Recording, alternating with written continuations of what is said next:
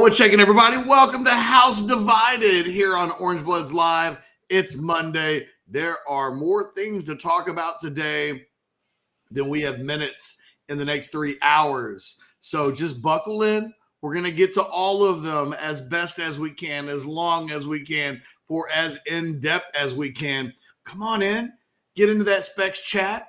Hit us with your super chats. Hit us with your funny comments. Hit us with your sheep and feet and 85% jokes.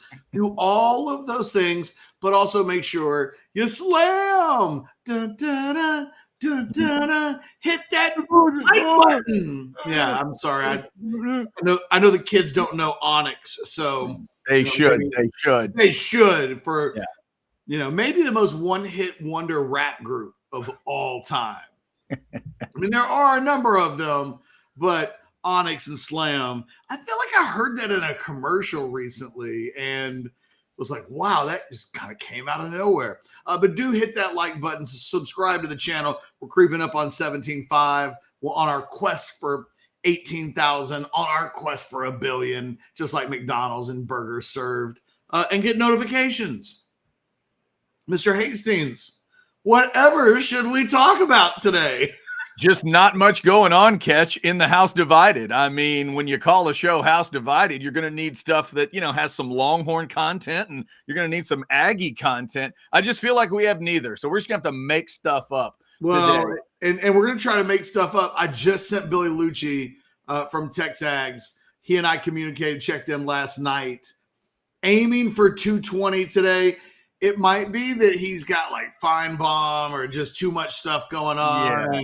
He might be busy, but he indicated last night that he definitely wanted to do the show today if he can. I'll keep you updated for that because, surprise, Jimbo Fisher fired this weekend. That got done. We can put to bed all of the various Jimbo Fisher conversations that we've had for most of the last 9 months. They have all mostly sounded the same. I know I don't have to tell Chad how many times he's been asked, so would you do it?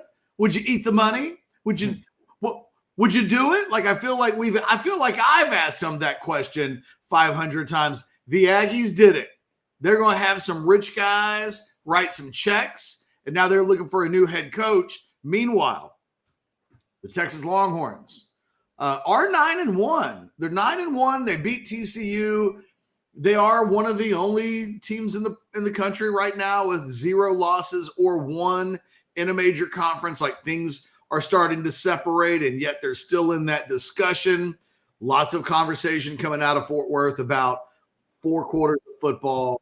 Stop blowing leads. But, oh, by the way, they lose their potential All-America running back in Jonathan Brooks, out for the year with an ACL injury. Just a punch in the gut because he's such an easy kid, young man to love. He's gone through a lot of stuff in the last couple of years. There's some Quinn Ewers discussion that we'll get into in this first hour as well, because I reported first, might I add, just somebody's got to be your own hype man, and like sometimes it's just got to be you. I did report last night that suddenly in the last couple of weeks, it looks like an about face on the intentions for Quinn Ewers and the 2024 draft.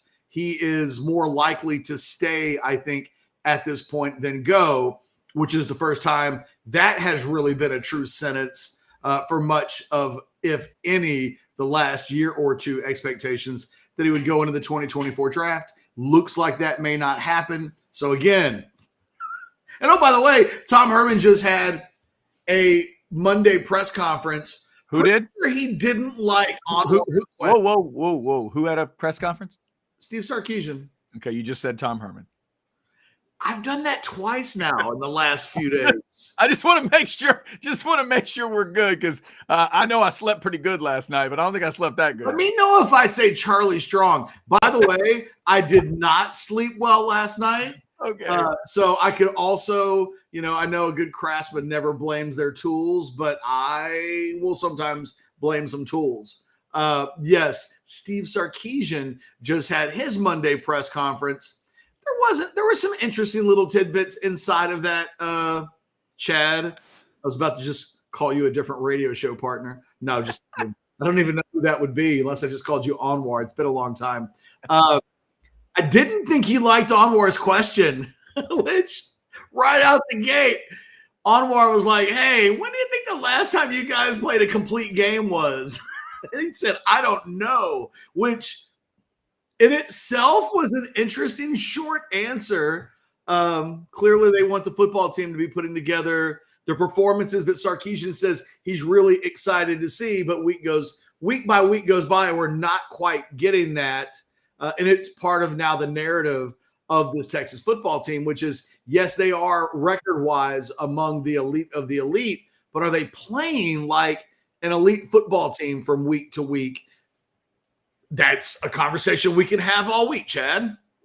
Well, I think it was an interesting back and forth. I thought it was a perfectly fair question from Anwar, and it is noteworthy that he can't remember. I mean, that's an interesting thing. You asked Nick Saban, hey, coach, you remember the last time you scored 49? It was Saturday.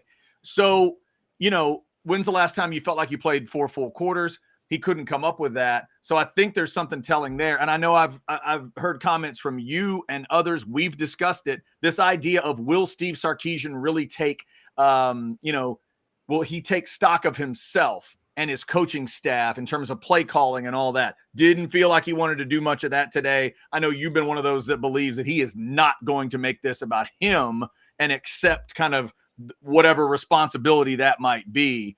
He clearly is putting things on execution and the team and everything, but it doesn't feel like he's really taking stock that way. But to the biggest bottom line thing you've said so far, and that we can say all week, the number is 9.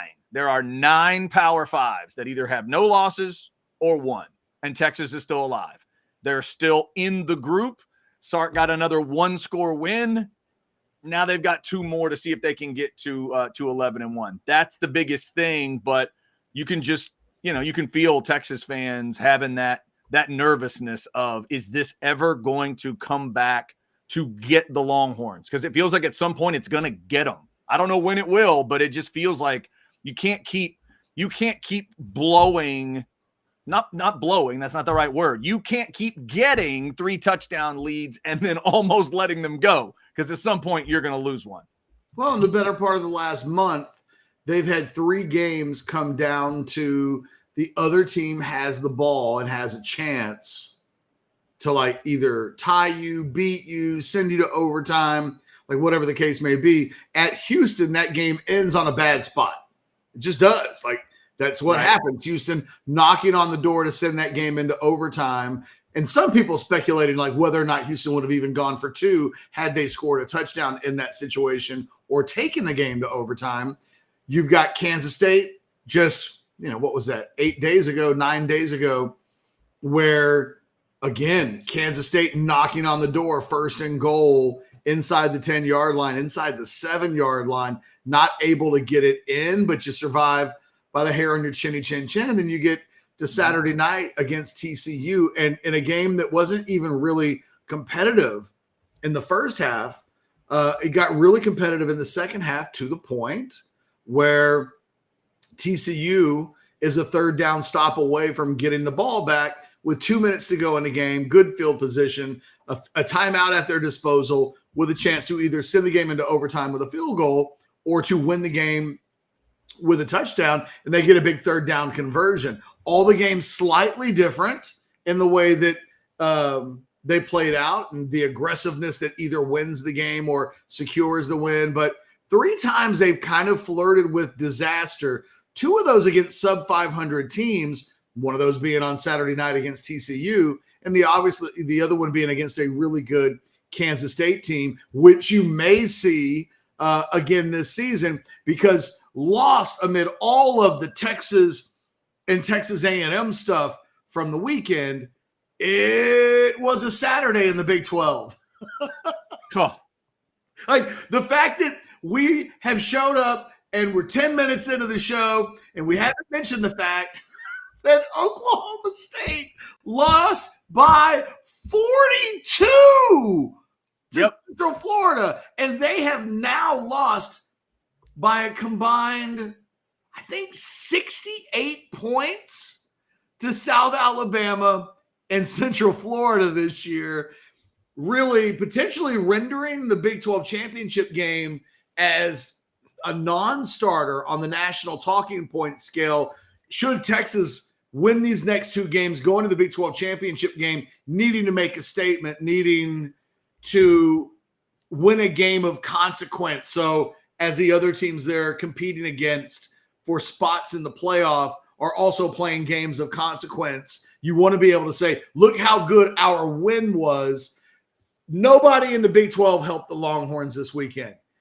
Texas Tech beats Kansas. That was bad for Texas. K-State. True. A little bit. K-State helped. A baby bit, though. Like, I would point that the bad from Kansas and Oklahoma State widely out like performs or impacts the good created by Kansas State winning. But yeah, I mean, here's the thing. Oklahoma State lost by 42. I'm sorry. It's still funny. They lost by 42 against Central Florida, and they're still ranked today. Yeah, they survived 20. Were they 24? Yes. They're 24. And now the question tomorrow night is going to be, does the committee still have Kansas? You'd assume Kansas State's still a CFP ranked team. Will Kansas fall out, and will Oklahoma State fall out? Those are two questions that Texas fans need to pay attention to. The other thing, Ketch, to just stay focused on if you're a Texas fan. If you win your last two, you go to Jerry World. But if you slip once, you could still end up in that tiebreaker we've talked about you don't want to be in. Because laugh all you want about Oklahoma losing to Kansas, and laugh all you want about Oklahoma State getting just destroyed in Orlando. But if you end up in a 2-loss tie with those two teams, you're out, Texas. Well, it just gets really complicated. The thing to also keep in mind, one of the teams that's trying to get into Jerry World is the Iowa State team that Texas is going to play this weekend. They've got 2 losses. They beat Oklahoma State. In fact, Oklahoma State.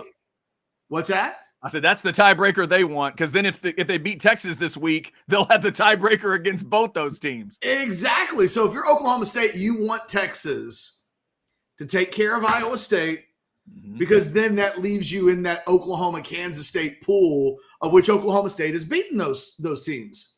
I don't know that this will be the Super Bowl for Iowa State on Saturday. And we've got all week to talk about that game. So Chad and I aren't going to dive into the matchups at this point, but it does need to be said. Iowa State is tied for second in the Big 12. We may not respect them on the level of some of the other teams involved. We may think they're the last of the bunch, but you are what your record says you are. And right now they're tied for second in the Big 12. If they beat Texas, it really does put Iowa State in a strong position to potentially end up at Jerry World. This will be their Super Bowl, and it really isn't the Super Bowl like it might have been for some of these other teams this season. This won't be about playing Texas as much as they're 60 minutes away from putting themselves into a position to play for a championship. So I would expect, no matter what Iowa State's fastball looks like, whatever their best game looks like, they're certainly going to try to deliver it to Texas, a team that is now trying to reinvent itself on the fly. Let's just talk about the Jonathan Brooks thing right now, Chad. What a monster loss for the Longhorns. I think he's their team MVP. I think they aren't 9-1 without him. And to lose the number 3 all-purpose yardage guy in America and the number 6 rusher with 2 games to go and 3 if you make it to a championship game, and then go on beyond there, whatever remains, it's a big loss to your team. Puts a lot of pressure on C.J. Baxter. And oh, by the way, this is a Texas offense that on Saturday against TCU did not want their starting quarterback to be touched. Now, I know that nobody wants their quarterback to be touched, but at some point it happens during games. Quarterbacks run out of bounds. They run for first downs. Sometimes they get tackled in the pocket. Texas did everything that they could to make sure Quinn Ewers literally didn't get touched. And that in itself changes the way you coach a football game, what's available to you in the offense. And now they've got to kind of reinvent their running game depending on a newcomer in Jaden Blue, who hasn't really been trusted much this season, and a running back in CJ Baxter, who's been okay, but really doesn't warrant being mentioned in the same breath as Jonathan Brooks. So going into a big game, this Texas offense has to completely reinvent itself to a certain extent. Yeah, it was weird. Like the game had a strange comparison to me to the Houston game. You get up those 3 touchdowns and you hang on and you suffer an injury. Now, the Houston injury obviously is something they're able to overcome. It affects the quarterback position for a couple weeks. This one was you get an injury during the game, second half injury again, and it was just heartbreaking. You and I were literally talking about Jonathan Brooks getting to 100 yards right as he's about to do that, runs, gets over to the sideline and just a terrible moment for him. But yeah, now we're going to really watch the way we've been talking all year about how Sark deals with Jonathan Brooks. When does he take him off the field? When does he start using CJ Baxter? He mentioned Baxter's health today and how important that is. Number 4 becomes your big dog. Now, Ketch, I want to know, who is now the other guy? Is it Blue for sure? Is it going to be Keelan Robinson? How does Sark look at his new running back rotation? Clearly it starts with Baxter. Who do you think is the secondary guy for him as he's thinking about it today? Well, I think he said it in order of the depth chart when he talked about it today. So you're talking Baxter, Blue, Keelan Robinson, who didn't play on Saturday, and nobody at the press conference today asked about it. So, and then 4, Savion Red. I think the plan would be it's a mixture of Baxter and Blue with those other guys in behind. But, it's like that whole Mike Tyson thing. Everybody has a plan until they get punched in the face.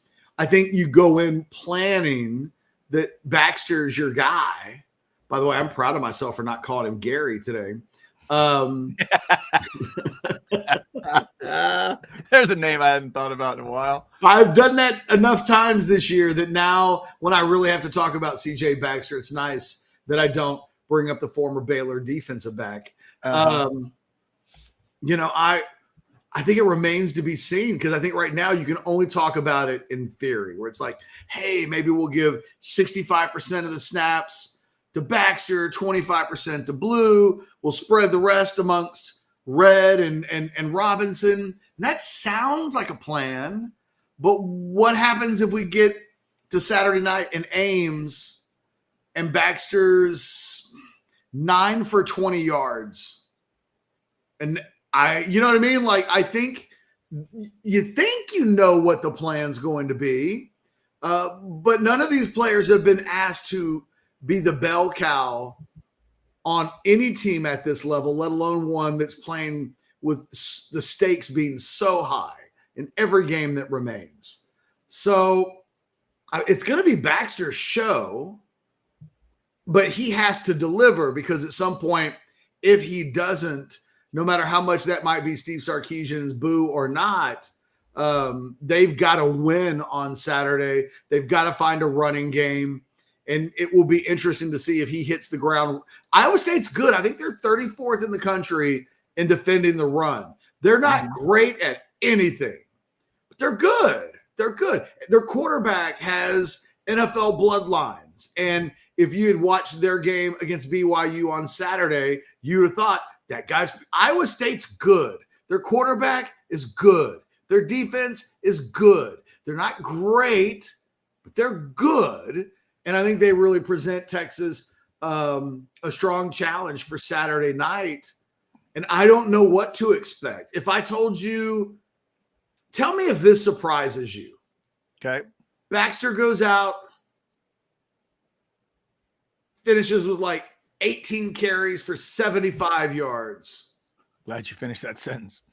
Does that surprise you? 18 carries for what now? 75. No, that would not surprise me. I was thinking somewhere around, around. I mean, get him to 100 would be great, but somewhere around 80 yards would not surprise me. I was going to say 22 carries, 105 yards. That surprised you? No. I mean, not if they, not if this offensive line does some of the things it's done this year. I think it's going to be a hard, like you said, it could be a tough night to really get it, but can they stay committed to it? Those numbers wouldn't surprise me. 22 carries, 145 yards. Now we're getting into the surprising area. Well, and you wouldn't have said that if Brooks is your guy. Right. I would love to see Baxter get up near 150, but I would not predict it. Well, because it's a good run defense. They're on the road. Yeah. There's a part of Baxter in that he still hasn't proven. Sark, you loves to use that word versatility, right? My team is versatile. My offense is versatile. We've got versatile players. Well, when Jonathan Brooks is in the game, you really don't know what's going to happen because they could run it, they could just throw it, but they could also throw it to Brooks. I mean, he really had become almost the third receiver, fourth. If you look at the stats in this passing game, it's Worthy and Mitchell.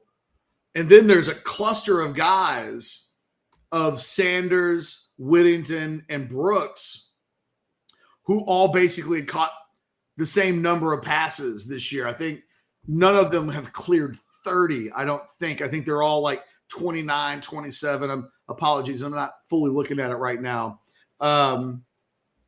So they've got to find a new real important piece in the passing game. You think about when Baxter was coming into the games against Oklahoma, when they use moments in that game to feature him in the running game, it was an Oklahoma team that felt like they were selling out against the run because they believed that CJ Baxter being on the field was a bit of a tell. So, with Brooks completely out of the lineup, it changes everything about the way this offense runs, all the way down to the new guy who's coming into the game to be the featured back hasn't really been used in many other ways other than to occasionally carry the ball on offense. Hasn't really been involved in the passing game, has only been tested in limited doses in pass protection. Oh, by the way, you've got a quarterback that needs help in pass protection.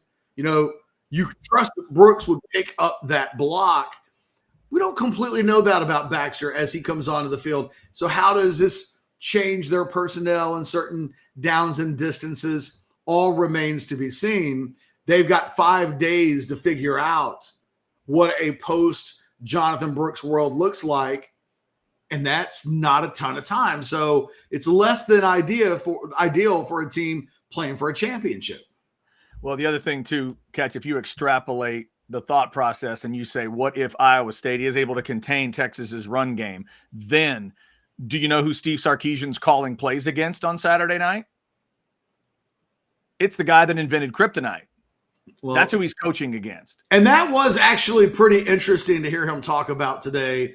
They're finally playing the Iowa State 3-3 stack defense and where it originates from. It's the granddaddy of them all. Oh, so then there's that. Yeah, then there is that. Also, did you hear the weird eeriness in the press conference today when someone made a reference? I think it was Kirk Bowles of the Statesman asked a question about the last time you were in Ames that didn't go well. I had forgotten the way that game played out. He said for a half it wasn't bad, and I thought it's a weird thing to say with what we're just watching this team do. Texas led 7-3 at the half in Ames and then got outscored 27-0 the rest of the game and lost 30-7. I'd forgotten about that, huh? I had forgotten, honestly. I had forgotten about that game playing out that way. So, I mean, we've said it for years about Ames, especially Ames at night. Mike Gundy could write a book about Ames at night, and now could add a chapter about Orlando. But, this does have the makings of a trap kind of game. I would have said they could beat Texas, Ketch, if Texas was winning 45-10 every week. But the way Texas has been winning, they absolutely could beat them. And if Texas isn't paying it, you said Iowa State's good. If a good football team plays 4 quarters against Texas, they can beat them. Heck, Ketch, if Sonny Dykes had just listened to this old man and kicked a field goal, you and I are going through the watch along and you're like, man, I like the touchdown here. And I said, you know what? I'll take the field goal. I'll make it 17. If Dykes does that at 26-6, then he takes the lead at the end of the game, 30-29, and forces Texas to score. But he didn't want those 3 points. He didn't think he was getting 3 more scores, but he did get those 3 more scores. What if Texas plays a good team that makes good decisions for 4 quarters and forces Texas to beat them? Because that is not what we've seen out of Houston, K-State, or TCU. Well, Iowa State is better than Houston and TCU. So, just for like some context, they're better than the team, and they're playing at home. Texas hasn't left the state of Texas very often this year. Mm-hmm. They will this weekend. It's a true road game, and Texas has been really good in true road game. They're on a true road game winning streak going back to last year when they beat Kansas State. They beat Kansas. This year they beat Alabama. Obviously, they've gone to Waco. They just won in TCU. They become a good road team. We have 5 in a row now, right? Yeah. But we all look. Texas has had some horror shows in Ames in recent years. They lose 2 years ago. They lost in 2019. They did win in 2017, but there was an ugly Thursday night affair at one point that we all want to block that out. Hell, I remember there was a former board of regent that night that posted on the message board before the Iowa State game, and then we had to take it down. Trust me, Ames has got some memories in my brain. Real quick, before we move on to anything else, and I actually, at some point, we just got to jump into the Jimbo conversation because I have to believe that there are literally people waiting for us to do the right. We also have super chats. Yeah, we also have super chats lined up, ready to go. Go ahead. Let's do the super chats real quick. I'll do my perfect franchise, and then to Jimbo and the Aggies. Okay, we go. What up, South End Zone Queen? She says, not gonna lie, I was pissed after that win. Felt like a loss, but have since come to my senses that year 3 of the rebuild and the Bobby Bowden quotes make sense. For those that don't know, Bobby Bowden's whole thing was you lose big, and then you lose small, and then you win small, and then you eventually win big. If you believe in the Bobby Bowden programming building quotes, the Longhorns are kind of winning big by winning small, if you will. Like, look, South End Zone Queen, it's year 3. If I told you when he was being hired that in year 3, forget about everything else, in year 3, they're 9-1 and ranked 7th in the country with a chance to win a Big 12 championship because they are alone in first place in the Big 12. And in the playoff mix, you take it. And so I think Bobby Bowden probably would have taken it too. So from 30,000 feet up, it's a very sensible view of where things stand. Uncle Mickey, the Uncle Mickey for $6.99 in a different country, maybe Canada, is nice. Sark too nice of a guy? Got to figure Saban, Kirby, Jimmy Johnson would tear their teams a new a-hole if they consistently didn't put teams away. I don't know how to answer that question because there's a lot of ways to coach a football team. You just listed some guys that would tear their teams new ones if these same things kept popping up. I mean, what do you think, Chad? Is it as easy as Sark's too nice of a guy? I don't know if it's about being nice. I would take a look, if I'm him, as we talk about looking in the mirror, I would take a look at how do I react to the bad stuff? How do I react to when it starts to go? Like I've talked about me in my real life, I'm really bad when stuff starts to go. I'm a bad liar. I got a bad poker face. You can see when I go wrong. You can see when it gets crazy for me. So I could go back and look and go, well, obviously, Chad, the whole thing went wrong because they were looking to you for like some kind of leadership and you looked like you were petrified. With Sark, I feel like there's just this kind of sort of a blank stare thing that happens and we don't see him, at least on the TV. And again, we're only seeing TV stuff sometimes. really take, going at it. A Nick Saban vibe. Kirby Smart will get after a team, and they're mentioning Jimmy as well. So I would say maybe take a look at that part as it's starting to go wrong. How does Sark react to it? And does it need to be just a little spicier? I'm not a believer, Ketch, in scream and yell and holler because I don't respond well to the bullying style. But I think at times there's a moment for get somebody in their face at that right moment to turn it, because that's what a guy like Nick Saban is a genius at. Everybody thought Mack Brown was a nice guy. And when he was kind of at this point in his career, it's Dick Tomey and Greg Robinson that often get a lot of the credit for coming in 2004 and changing the culture and then eventually putting teams away and winning big games. It's always kind of interesting that Mack, always forever known as a nice guy, which I can raise my hand and tell you, sometimes Mack was an asshole. Like, hey, and I am too sometimes. So like, I don't mean that as even like a negative content. It's to point out a lot of you people think of Mack as like granddad. And I'm letting you know, Mack could chew some ass out. I've been yelled at. I've been griped at. I've been threatened. There was a different Mack Brown that existed beyond what he allowed everybody to see publicly, but he was thought of as being too nice of a guy. I don't know. I don't have a great answer for that, honestly. If it was as simple as nice guyness, I actually think Sark would do Sark would go into a-hole mode if he thought like that's the last thing that's needed. Dartboard, what up on a Monday? Dartboard says, ironically, here we are. Early Mac teams were blasted in big games for approaching all games the same. However, they beat down bad teams. Is Sark the anti-Mac for a different level of focus on big games than scrub teams?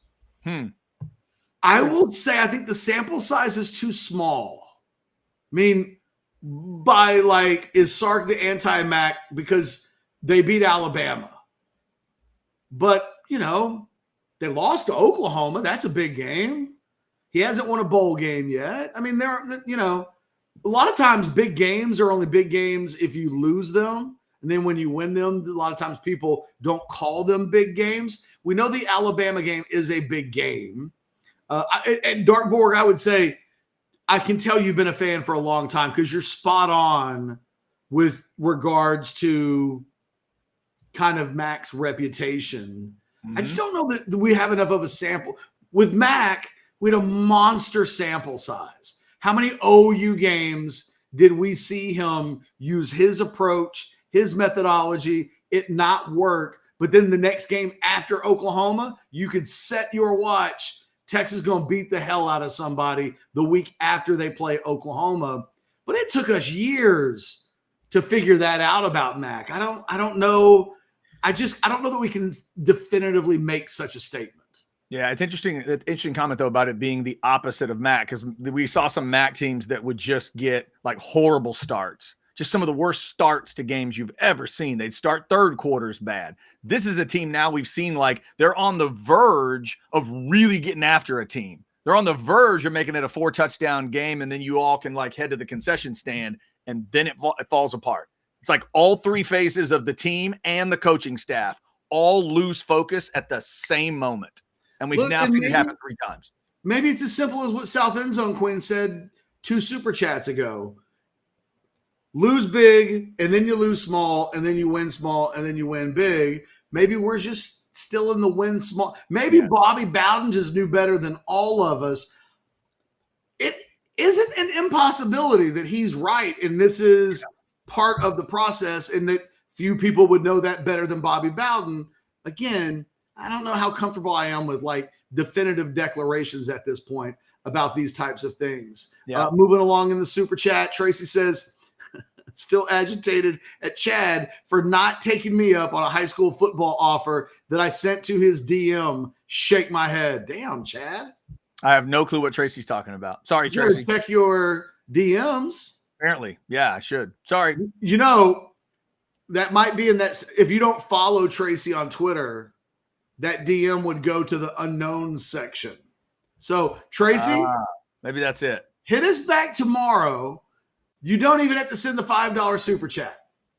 Chad will be responsible. I'm irresponsible. I never check those DMs. Check your DMs, Chad, and see what high school offer Tracy wants to make you. Okay. Tracy, I'll check it out. My bad for not knowing. He did not mean, trust me, Chad's a nice guy. He's not trying to be a dick. James says, death, taxes, and Chad finding another way for Texas to lose to an inferior team.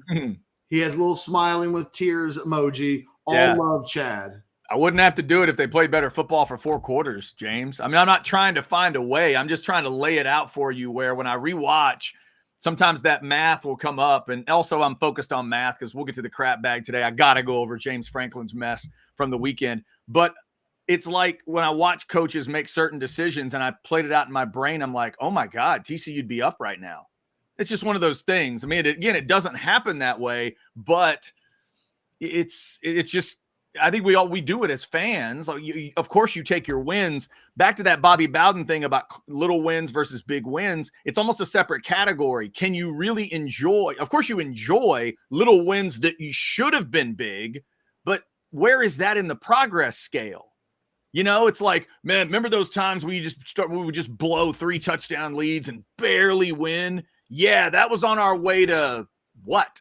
On your way to figuring it out? Or on your way on their way potentially to a Big 12 championship. Right. Or on their way to getting caught by it. This is a team that could still lose a game and go to Jerry World and play for that trophy. Well, it's a coach that said it's better to lose games in a win than to find them in a loss. Are we sure they're learning from the win? Right. Like, exactly. Are you that's a great way to say it. Are you truly learning the lesson that you say you're learning? And then you keep bringing it up, Ketch, that he talks about, you know, I know their best is out there. And I'm just so excited about the fact that their best is out there. And it's like, well, if you're sure that your boy's going to give the best speech in the world as the best man, and then you watch him do 5 best man speeches and they all suck, you're like, well, maybe, I don't know. I thought he was going to get there. It's so exciting that he's going to get there. And then, well, maybe he never gets there. So that's, to me, I just think we're right on that precipice one way or the other. I've heard comparisons to the TCU team from last year because remember, Ketch, they got in a lot of one-score games. They got in a lot of tight games during the season, but they got out of them. They survived them, and they went on that run. And maybe that's what we're watching, just Texas on that kind of run. We'll see. Now they got to go on the road without their most consistent player. This offense is good. It has to look different by definition Saturday night. I'm not exactly sure what that means at this point. It always felt like Jonathan Brooks was the answer to how do you solve whatever problems Texas might have on offense. Just 24, 24, 24. And now that he's gone, is it Xavier Worthy? Is it more Adonai Mitchell? Does Sanders pick? You know what I mean? Like, these are questions without answers at this point. We'll learn a little bit more on Saturday night. We've got one more super chat question, and then it's going to be time to get ready for some Jimbo Fisher. I literally have not yet asked for Chad's thoughts on anything that's happened. So I'm waiting to hear Chad talk about the Aggies just like everybody else is. I'm fascinated by, now that it's happened, now what? Texas Triple T says, ask any racer, any real racer. It doesn't matter if you win by an inch or a mile. Winning's winning, Dom Toretto. Yep, that's true. It's true, Dom. The question is, how do you feel if for 3 straight races you get like a 2-lap lead and then you win by an inch? How does that make you feel, and do you learn from it? That's what we're talking about. And is that a sign that if you're not careful, you might eventually not win by an inch? Right. Eventually they catch you, and then you go, oh, that's what. Do you know who says things like, like winning is by an inch? Sorry. That was a really good Vin Diesel, by the way. I mean, dead on. Hey, I do what I can. Yeah. You know who says, though, winning by an inch or winning by the mile is the same? Dudes that win by miles. They can be, glib. They can make those types of People that win by an inch all the time are scared to death that eventually they won't win by an inch. When you let outcomes get so close, it's hard not to think what might be around the corner if you're not lucky one night, if a bounce doesn't go your way. Again, think about the last 3 really close games that the Longhorns have been in. They got by on a bad spot by an official. Hey, look, kids, Big 12 officials helped Texas close out a game. It happened. Saw it with my own eyes. It was such a bad call. I laugh still today about how awful the spot was in that Houston-Texas game that really robbed Houston of a chance to tie and maybe even try to win that game in the final minute. Think about the Kansas State game. Did you think at 1st and goal at the 7, did you think in your heart of hearts, oh, yeah, Texas has got this?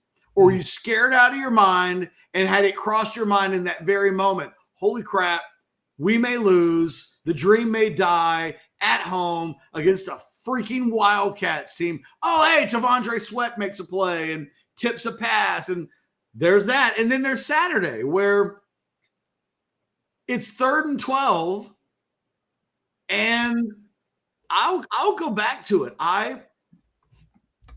Ewers underthrows that ball, and Mitchell, because he's so wide open, is able to make an adjustment. That's a tough adjustment. The more I watch that play, Chad, the more I realize how difficult of a completion that was. Yeah. Mitchell makes a great comeback to the ball, but he's on his back. He's falling down. I mean, if you run that play 10 times, I said on Saturday night, I think you convert it 3 times. I'm not so sure the number's actually that high. So credit to both guys for pulling it out and converting it when it was absolutely needed. But that feels like, hey, it's 4th and 1. Let's run a fade into the back of the end zone. When it works, it's a great call. When it doesn't work, you're like, what are the statistical odds of that play working? And was that the best play that could have been called? Hey, again, when you win, you can make Dom Toretto comments and be quoted like that. Look, Texas has been skating on a little bit of ice. They have not fallen through the ice. Yeah. But there's more skating to do, Chad. And if you're skating on ice and you've nearly fallen through the ice and you have more skating to do, you got to be careful about the patches of ice that you're skating on. The only good, I mean, the progress news, I guess, would be Houston and Kansas State had plays to either tie or win that game. TCU did not. Texas did what they did in Tuscaloosa. They finished it. They kept the ball, like Sark talked about today, possessing the ball, had enough guts to call the play, and they converted it. So it had that. I know a Texas fan probably didn't watch that game and think, this reminds me of Alabama. But at least finishing with the football did for me. Because of the way the game played out, TCU never had a snap with a chance to go tie or win that game. Not one. They did not have one. They didn't get the ball at 29-26. So that's the progress for Texas. Now they've got to take that lesson to Ames with them, whether you end up in a regular close game or a close game you kind of create on your own. Can you get out of it? Can you, make all those, make it all happen? And so far they have 3 in a row now. Sark's up to 7-11 in 1-score games, but Ketch, he's 3-1 this year, and he's won 3 in a row. That's what you got to do. If you're going to get in them, you got to win the damn things, and he's done it. No doubt about it. All right, look, let me tell you about my perfect franchise real quick, because we're getting then into some Aggie talk. I'm dying to talk Jimbo. I'm dying to know what Chad thinks about everything that's happened. But contact Andy. It's real simple, man. Are you tired of the rut? You're tired of working for the man? Are you tired of not being your own boss? Do you either want to change your life completely or just get a side gig going? Andy's here, and Andy's not here to charge you for like half the national debt. He's going to work with you. And if it works for you, then y'all will work something out. But like the way his whole thing wants, he works. He wants to help you build to a certain extent. So if you need to start a LLC, if you need a plan for how to start the business of your dreams, That's what he helps people do, make dreams come true. Contact Andy at myperfectfranchise.net. That's Andy at myperfectfranchise.net, or call 404-973-9901. The information is right there. It's real simple. Take a screenshot of it. Contact Andy and just say, you know what? I got this idea. Maybe you can help me out with it. If he can, and if you do, might be like the best thing you've ever done in your life, or one of them, or the best thing you've done in a year or 2 years, or whatever your situation is. Living the dream and like doing what you want to do has to be right at the top of the list of things that if you could achieve them, why wouldn't you? Again, contact Andy. He's an awesome dude. He can help you. All right, Chad. It's a drum roll. I'm going to shut up. I'm literally going to let you talk uninterrupted. Tell me about Jimbo. He gets canned, your reaction, and all of the feelings and thoughts that you've been working your way through. The feelings and thoughts. I think it's one of those. It was one of those things that deep down, you know, it needs to happen. You just didn't know if it was going to happen. It's kind of like, I guess it's almost like if a friend or family member is married to someone that they know they need to divorce, but there's a reason to stay married. Maybe it's a pile of money. Maybe it's an insurance policy. Maybe it's a car. Maybe it's where they live or whatever. You're like, man, she should leave him, but she won't because, you know, or well, he should really get out of that, but I don't think he's leaving that one. So deep down, the guts that it took to, you know, to boldly go into the idea with all the guaranteed money and everything. It also took some boldness to do what the Aggies did over the weekend, because they know, it's almost like they realize, I thought the phrasing of stuck in neutral from Ross Bjork, I think it's a great way to say it, because I really think that's where they were. And my advice to him would have been, dude, they're going to tell the jokes anyway. The jokes are there. There was the money you didn't sign up for, then you signed up for more. So that's an Aggie joke that moves forward if you do nothing. And then they're going to make fun of you if you go to the donors and say, let's buy our way out of this. You're going to get made fun of one way or the other. What does your gut tell you? And in the end, Bjork's gut told him it was in neutral. It was spinning the wheels. The numbers were either as good or actually worse than where Sumlin was. So, you know, it's felt, and Ketch, you've heard me use phrases like snake oil salesman and fast talking this and that. I was warned by Florida State people at the beginning of what it could be, and it kind of eventually turned into it. Jimbo's an incredible, like 2 to 3 years of a burst of a coach. That's where he's really strong. That first little run, and then it falls off. Go look at those last 3 seasons in Tallahassee, and now look at the last 3 seasons at A&M, 10-13 in conference. It ain't good enough. I threw the numbers out earlier last week. They're now 6-6 against Mississippi State since they joined the conference. He wasn't good against the Mississippi schools. You got to be better than those schools. Not dogging out Ole Miss girl or Ole Miss or whatever, but if A&M's going to be what they want to be in the conference, they have to be better than those two. Got to consistently be better than Arkansas, and we all know kind of what they need to be. They haven't been that. They just haven't. So you have to just look at what it's been, and it feels like it's gotten real superficial. A fast talker like Jimbo, it doesn't feel like it's got substance, which, Ketch, brings me to the ultimate thing here. Since R.C. Slocum was removed as coach at A&M, they've been searching for consistent offensive substance. And I would argue they've only had 2 bits of it, just 2. The Mike Sherman offensive line effect and Johnny. Johnny's style was their substance for that little while. Sherman gave them a foundation in just flat out blocking that they were able to use for a while. But they didn't get offensive substance out of Fran, didn't get it out of Sumlin, and ultimately they didn't get it out of Jimbo. That's what the Aggies have to go find. I'll assume, as an older fan, that they're not going to go after a defensive coach here. That'd be an old school way to look at it. They need an offensive pop kind of hire, because let's face it, the Aggies are not going to make a hire that'll make everybody go, I've never heard of that guy. It's my people. They're going to need attention. That's what they're going to go for. So the question is, can they go find offensive substance? because that's ultimately what they've been lacking. Everything's in place. Everything is in place. I know all the jokes are out there, and I know lots of Longhorns and other people just think A&M's just going to suck forever. It's in place to get it done. They've just got to find some offensive substance to latch onto because they haven't had much of it since RC walked out the door. You know, it's funny about the whole A&M's going to suck forever thing in that I am old enough to have remembered when A&M didn't suck. There are like 30-year-olds. I get it, right? If you're 30, you're like, Oh, yeah. I understand. All I ever hear about is these Aggies, and all I've ever known in my entire life is they've kind of sucked. But if you're like in your 40s, you're 40, I don't even know what the number would be. You know, look, I went to school at Texas in the early 90s when A&M terrified the shit out of Longhorns. I mean, I was there the day that John Makovic was asked about kicking the ball off to Leland McElroy. Coach, tomorrow there's a game. Are you going to kick him the ball? And no.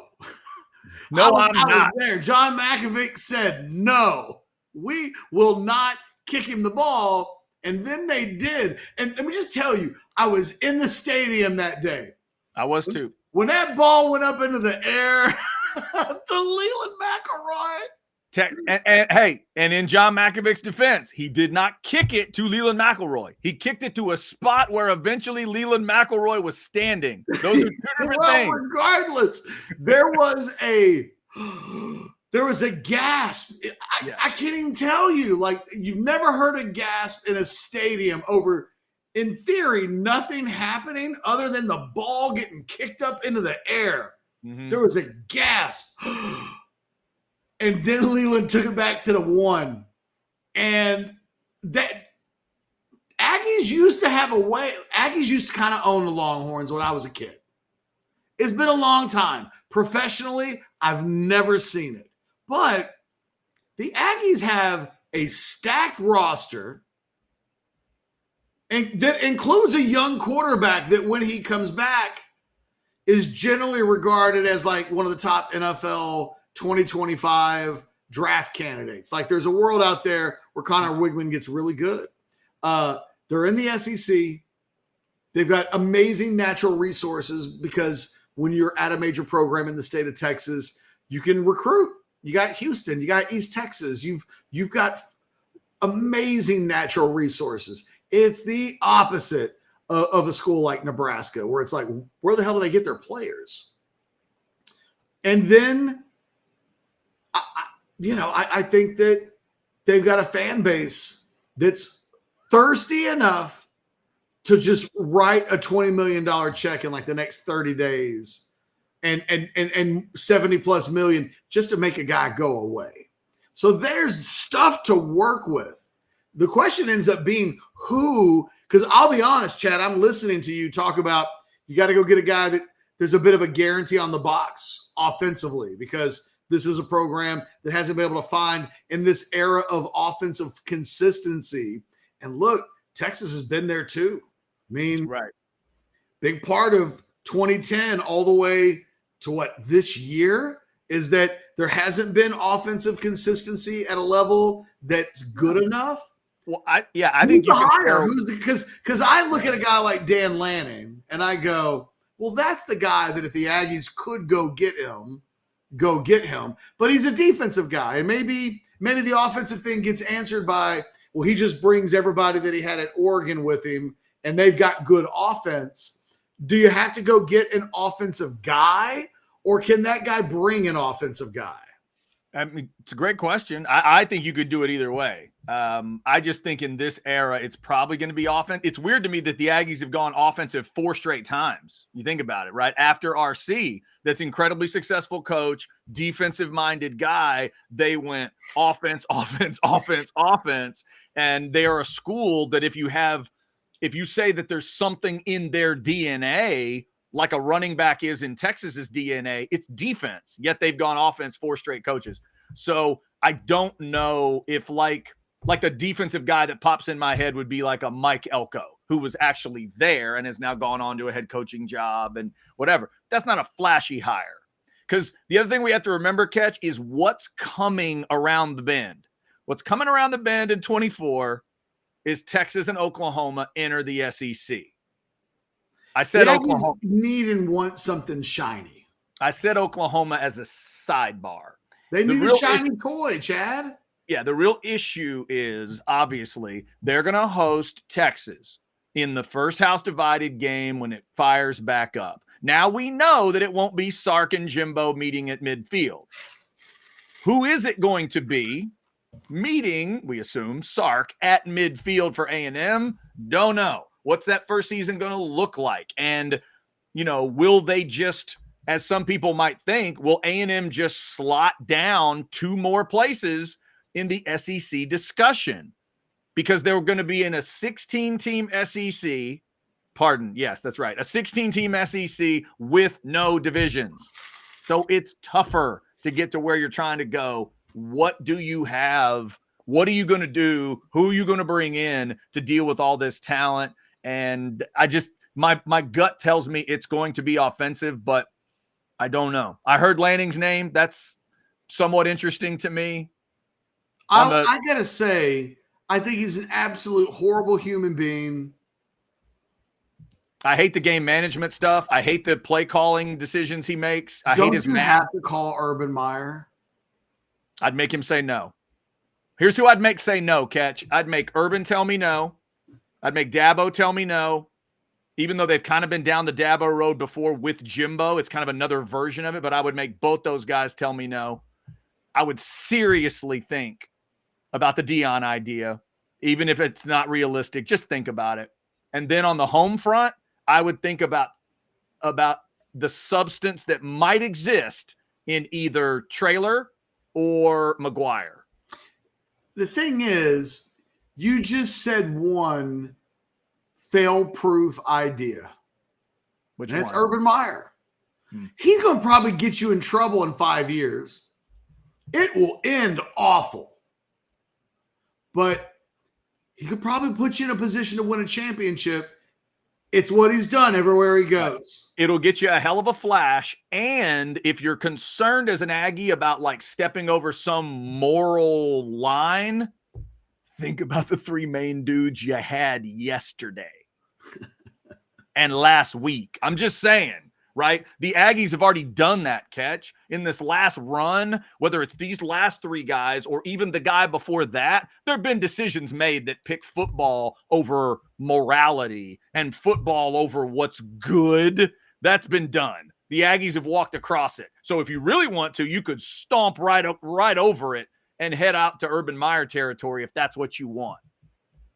I mean, to me, you have to make the call. And when Texas made the call, the deal breaker for Texas was Urban saying, I want total control and power.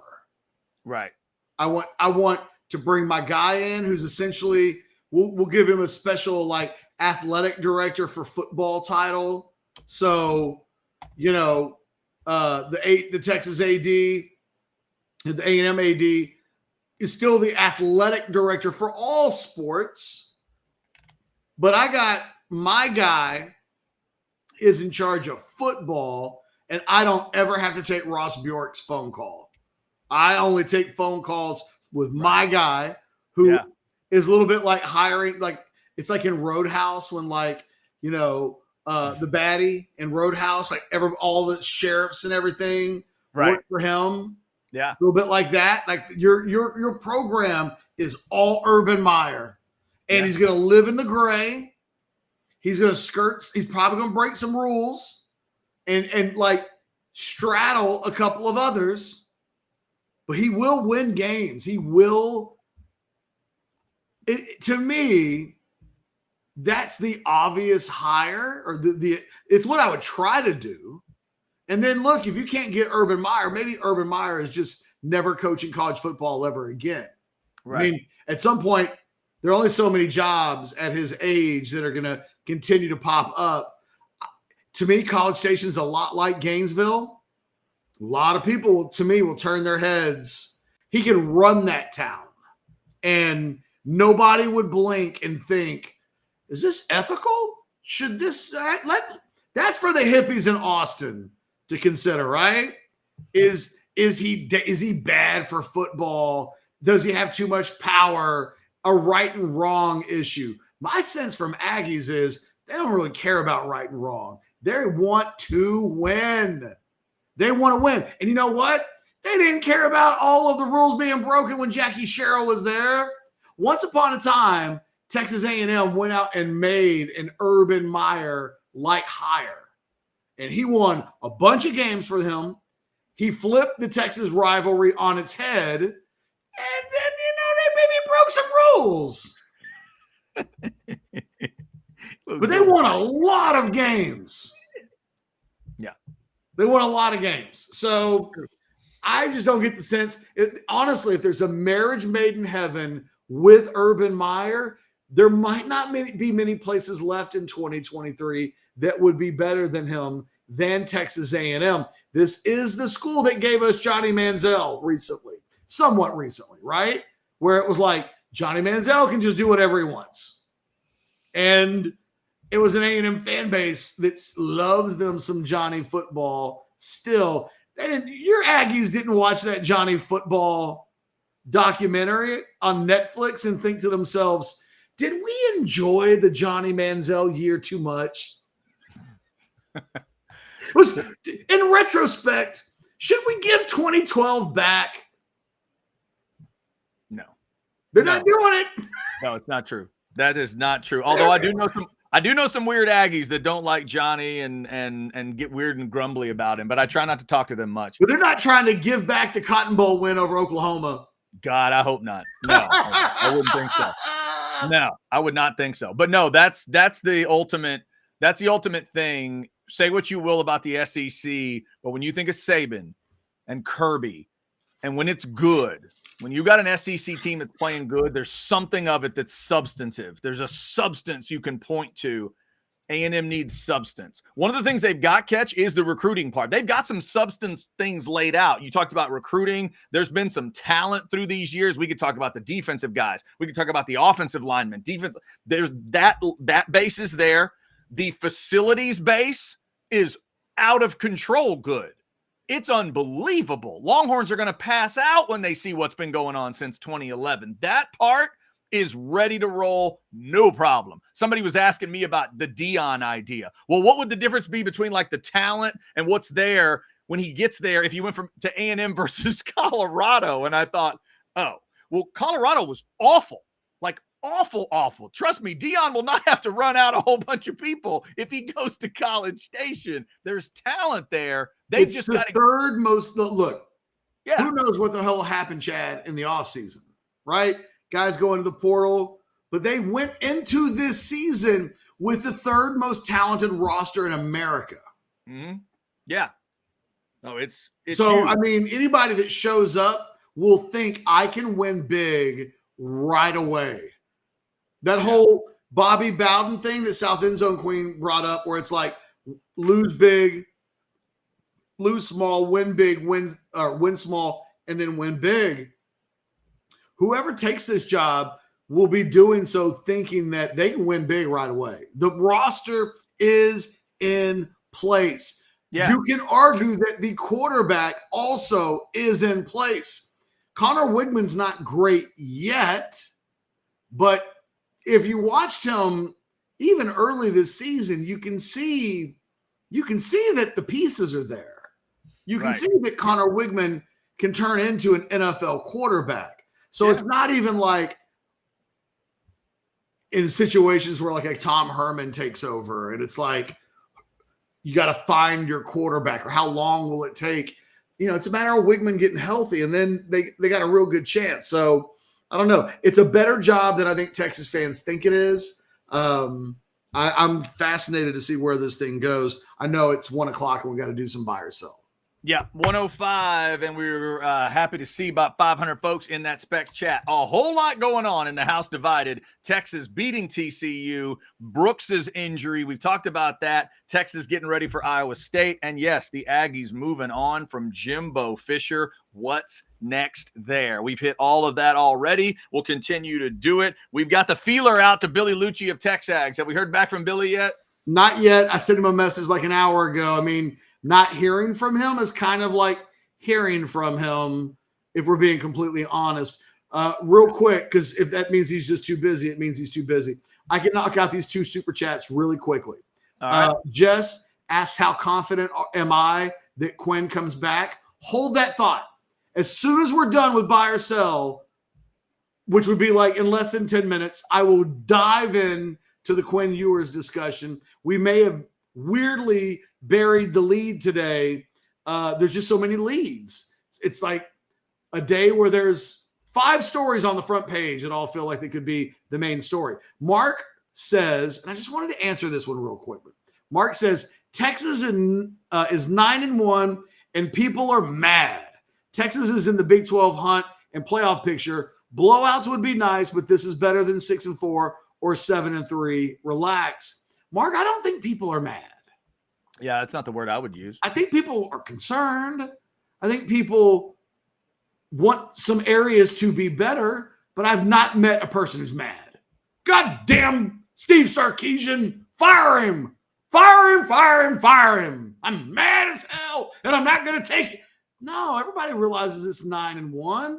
I think what happens sometimes, Mark, and I'm not accusing you of this, some people take concern and a less than like all roses disposition, and a lot of people who don't feel that way at all. Sandman. Damn it, Sandman. Come on, Sandman. We're trying to make it seem a little nicer. Sandman. Come on now. I think that it's just a matter of there's a middle ground that the extremes get mad at each other. You're right.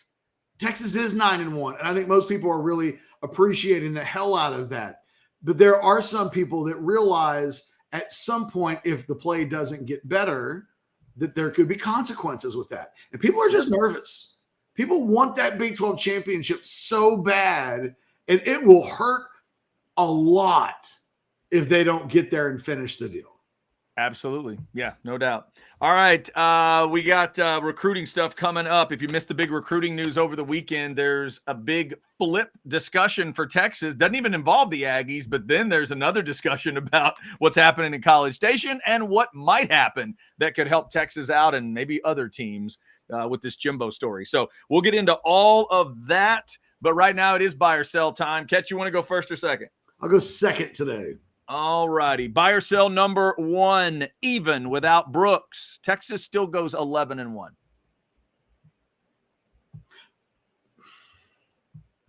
Buy, but I deliberately paused and made it look like I was thinking about it, even though I knew what my answer was going to be. I don't think it's as easy as like showing up and winning. I haven't gone so far as to make in my head what an official prediction for Saturday would look like, but this Iowa State game is concerning.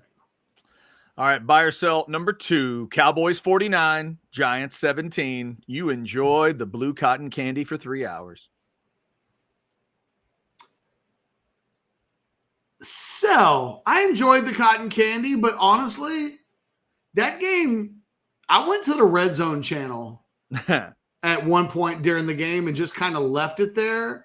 I enjoyed it, but once like that was almost not an NFL game. Yeah, that's actually part of my enjoyment when I can go to the Red Zone and let the Cowboys just finish off a complete destruction. So I can't say that I had the blue cotton candy for 3 hours because it got to be where that game was such a blowout that my fantasy matchup like took over my primary focus. I got you. Buy or sell number 3. Let's get a number out here. That's what we do. Chance for you. Chance that number 3 and number 24 are back for Texas next season. 65%. Sell. And I'll go into further details in a little bit. I think number 3 is probably higher than 65. I mean, I don't know how to completely quantify it, but, I didn't get the messaging that I got yesterday because it's closer to 50-50 than a much higher number. I don't quite know what to make of Jonathan Brooks. I want to have that conversation this hour as well. I spoke to and I made a post on Orange Bloods about this, and I spoke to an NFL scout type yesterday about the Brooks injury.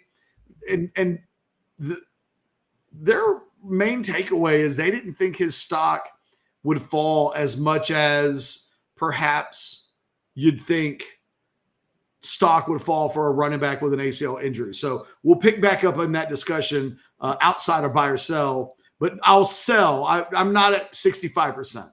Gotcha. All right. Buy or sell number 4, Ketch. Even if I tell you to go see the Marvels, those box office numbers will keep you away.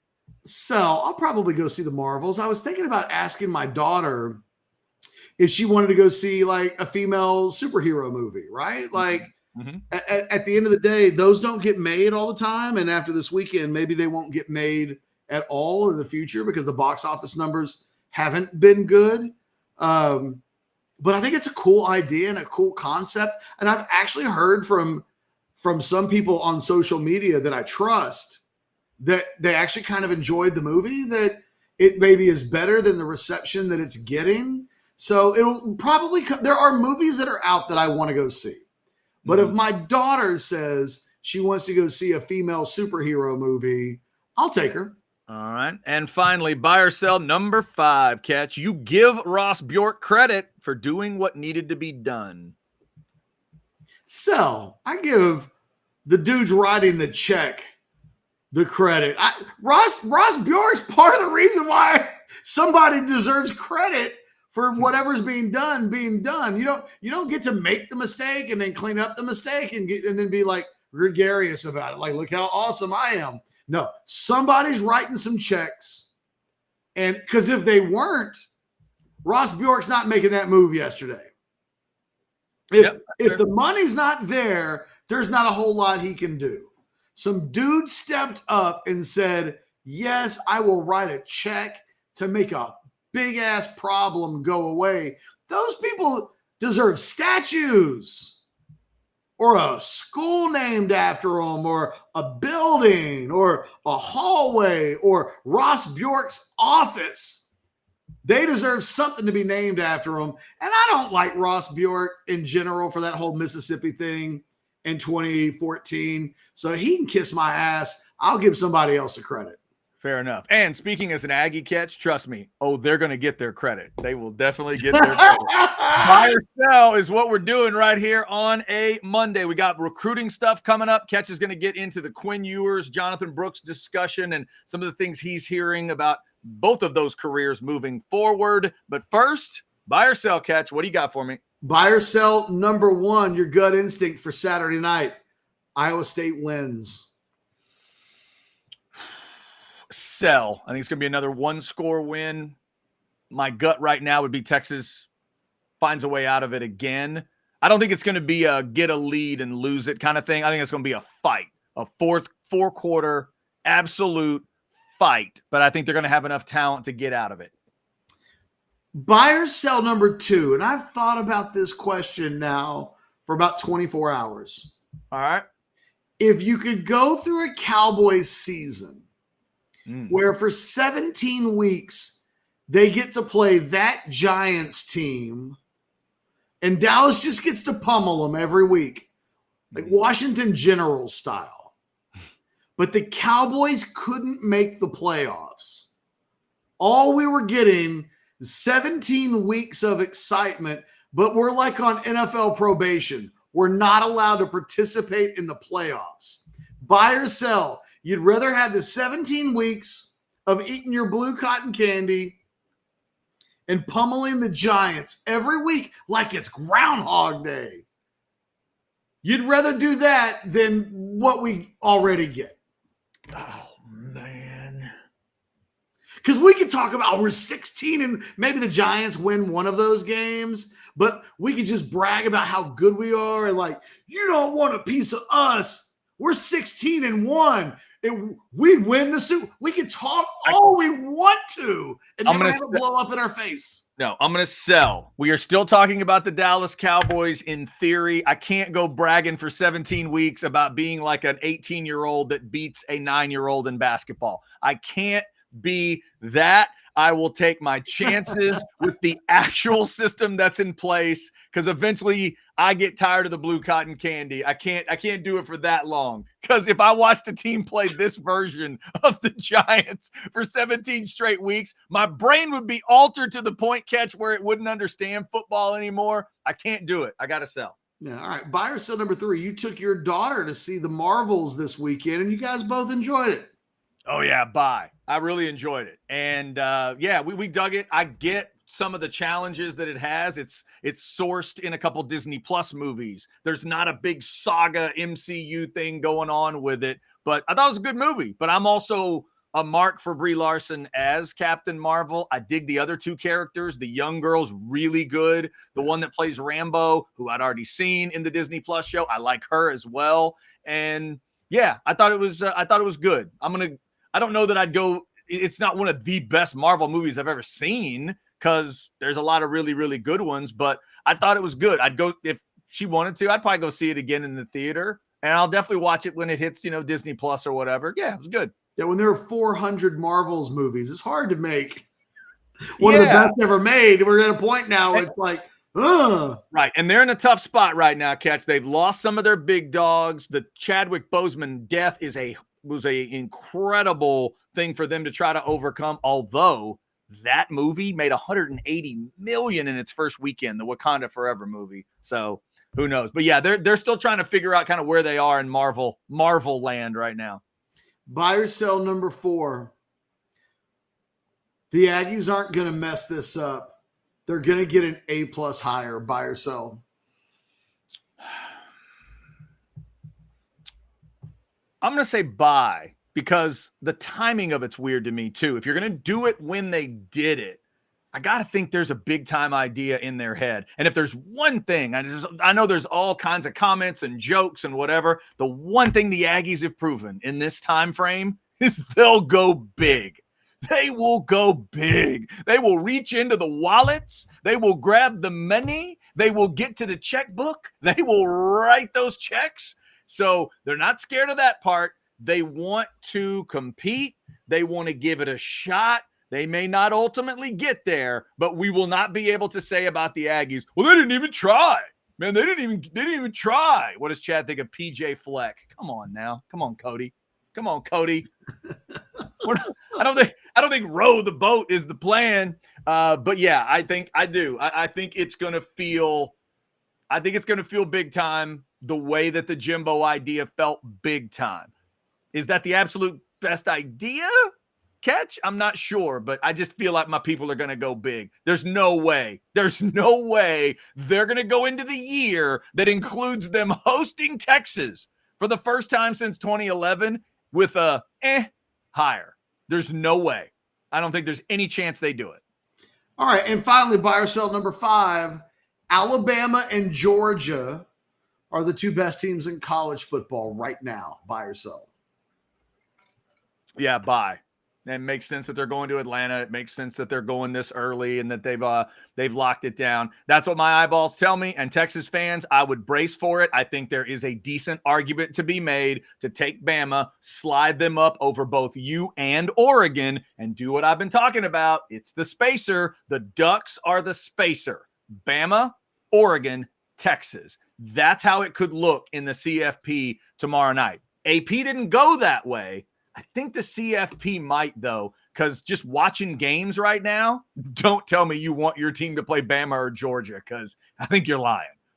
I was doing, so every week in my 10 thoughts from the weekend, I do it. If I had a vote that mattered, then I'd do like the Heisman, I'd do like the top 10. I saw it. I considered going 1-2 Georgia, Alabama. Ahead of the undefeated teams. Okay. And then it occurred to me, I was like, I've worked really hard on this column. Mm-hmm. I got the Quinn Ewers information in there that nobody's read. I did a ranking of defensive tackles since 2000. I got a column that I think is really good. And what I don't want to do is do these old measly rankings that literally don't mean anything. Mm-hmm. Put Georgia and Alabama 1-2, and everybody would just lose their mind. And it would be like 25 pages of I'm crazy. Mm-hmm. I'm just trying to like stir the controversy and clickbait. And by the way, guys, you guys need to know this. And maybe I should save this for a game of Blinko. Maybe I'll come back to it one day. Literally every article on the internet is designed to be clicked. So literally, if anyone ever writes a story and then the headline of that story is literally bait for people to click it. I hate clickbait as like a thing. Because it's like, well, yeah, I want a bunch of people to read what I write. Don't get upset at me if I have a clever headline. But in this case, I didn't want the smoke. But in reality, I do think Alabama and Georgia, and I don't know that it's Georgia then Alabama. I think Alabama could be right now the best team in the country, regardless of record. Yeah. And, you know, and the thing is, if we were talking about teams in the NFL, when we do like NFL power polls and stuff like that, the team with the fewest amount of losses doesn't always end up being number one. Like, it's much more of a like, what are we looking at right now? How good are these teams? You know, San Francisco beats the hell out of Jacksonville, and boy, did they ever. Yeah, they did. And there are people who will wake up today and go, you know, I think San Francisco might be the best team in the NFL. And it's like, well, they just had a 3-game losing streak. I don't care. Did you see, you know, they're healthy.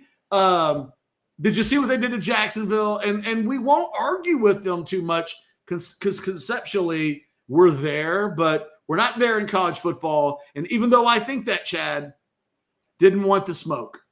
Yeah. So did they get upset at you that you used the spacer and you put Bama over Texas? No. Interesting. I was wondering who would notice that, but you did. That's what I've been saying. That I think that's what CFP could do as well. Well, because it would have felt chicken shit to do it. Like to say, I think Alabama and Georgia. It's one thing to not want the smoke, and it'd be the other thing to say, I think that Alabama might be the best team in America, and then rank them 8th. And then rank them at. Yeah. No, that's fair. That's fair. All right. Thanks to everybody who's jumping in. Damn near 500 folks on that Specs chat today. We got a lot to get into. We will continue to talk Texas and recruiting and this A&M story, obviously. Coming up in the crap bag at 2 o'clock. I got to get into some Penn State math because there's something that happened that should never happen. But all y'all young folks will tell me it should have happened. So we'll get to that at 2 o'clock. There's even people in the NFL that'll tell me it should have happened. Real quick, though, let me talk about your air conditioner, your heater, McCullough Heating and Air Conditioning. That's the place that got me all set up. Make sure we are cool when we need to be cool and warm when we need to be warm here at the house. There's your QR code. 518-0119, or it's really easy to remember, coolmenow.com. Think of it this way. For $39, they'll make sure you're running right for the holidays. No hidden fees. They're only going to sell you what you need, but get that diagnostic check. Check out the AC. Check out your heater. Make sure it's ready to roll for the cold stuff that may be coming. They've got over 1,500 4.8 star ratings on Google. And right now at the end of the year, they've got some incredible rebates, discounts, and yes, tax credits that are available to you. 0% financing for up to 6 years and up to $5,900 in rebates, discounts, and those tax credits as long as you get it done and get that system replaced by the end of 2023. They are an Austin Energy registered contractor. They are Austin. They are HVAC. They are McCullough Heating and Air Conditioning. 518-0119 or go to coolmenow.com. They will take care of you. All right. And we've been taking care of a Monday show today. A lot of folks in, a lot of Longhorn stuff, a lot of Aggie stuff. We're going to, yes, we are. So real quick, going to get to the Quinn Ewers thing in a matter of moments. I do want to update you. No Billy today. No Billy. Billy's like, he says he's pretty damn free tomorrow. and I just let him know that's fine. Like, yeah, we'll take that. We'll take that. We want him wherever. He broke the biggest story in college football so far this year. Although maybe I can't remember the initial Michigan story. So he broke the biggest non-Michigan story of the year. I know he's going to be busy today. Billy's going to be good enough to give us some time at some point this week. Looks like tomorrow. I gotta read this. Okay. For a number of reasons, but if you write this much, I mean, it's so much. It literally won't show up all the way on the screen. All right, Daryl. But look, do you think it's Enos or Ennis? I'm going to guess that's Ennis, like the town, right? Well, yeah, but I mean, it's a pronunciation thing, right? Because some people, there have been people who've been named Enos, and wouldn't that be how you'd spell it? Well, yeah, but didn't Deputy Enos Strait in Dukes of Hazzard, wasn't he just one N? Daryl, let us know. I'm going to read this whole damn thing. Yeah. So let me know, is it Ennis or Enos? Because if my name was Enos, I think that'd be the only thing I'd let people call me. He says, I'm not, because I just love, you took me back to the Dukes of Hazzard, and I just liked it. I'm not on the Fire Sark wagon, but I'm pissed. Ugly ass wins are wins, but they are still ugly ass wins. My buddy took an ugly, clumsy girl to prom the night before she hired Lady, an expert feminine makeup expert who slapped a lot of makeup. Now I got to click off of it and read it this way. An expert feminine makeup expert who slapped a lot of makeup on her, and it actually made her look a lot better until she got her clumsy ass on the dance floor. Somehow, she still managed and finished the dance, but her ass fell several times, and everybody saw that she was a clumsy bitch. They forgot about the makeup and remembered the dance. Wow. Just to remind you guys, that wasn't just me riffing. Yeah. That was Daryl Craddock. Otherwise, either Ennis or Enos. By the way, I don't even know what to say about that other than the man wrote like 200 words, and I was going to respect it. My only reaction to that, to Daryl's thoughts, is I can't wait for an expanded playoff. Because I get Daryl's feelings, Ketch. This is the first time that Texas fans have had to process all this mess. I get it. I had to watch as my team ended up 5 in the final the CFP rankings, and have everybody tell me why it made total sense. Well, obviously, Chad. Obviously, Notre Dame is 4 and the Aggies are 5. You're an idiot if you see it any other way. There's no way, of course.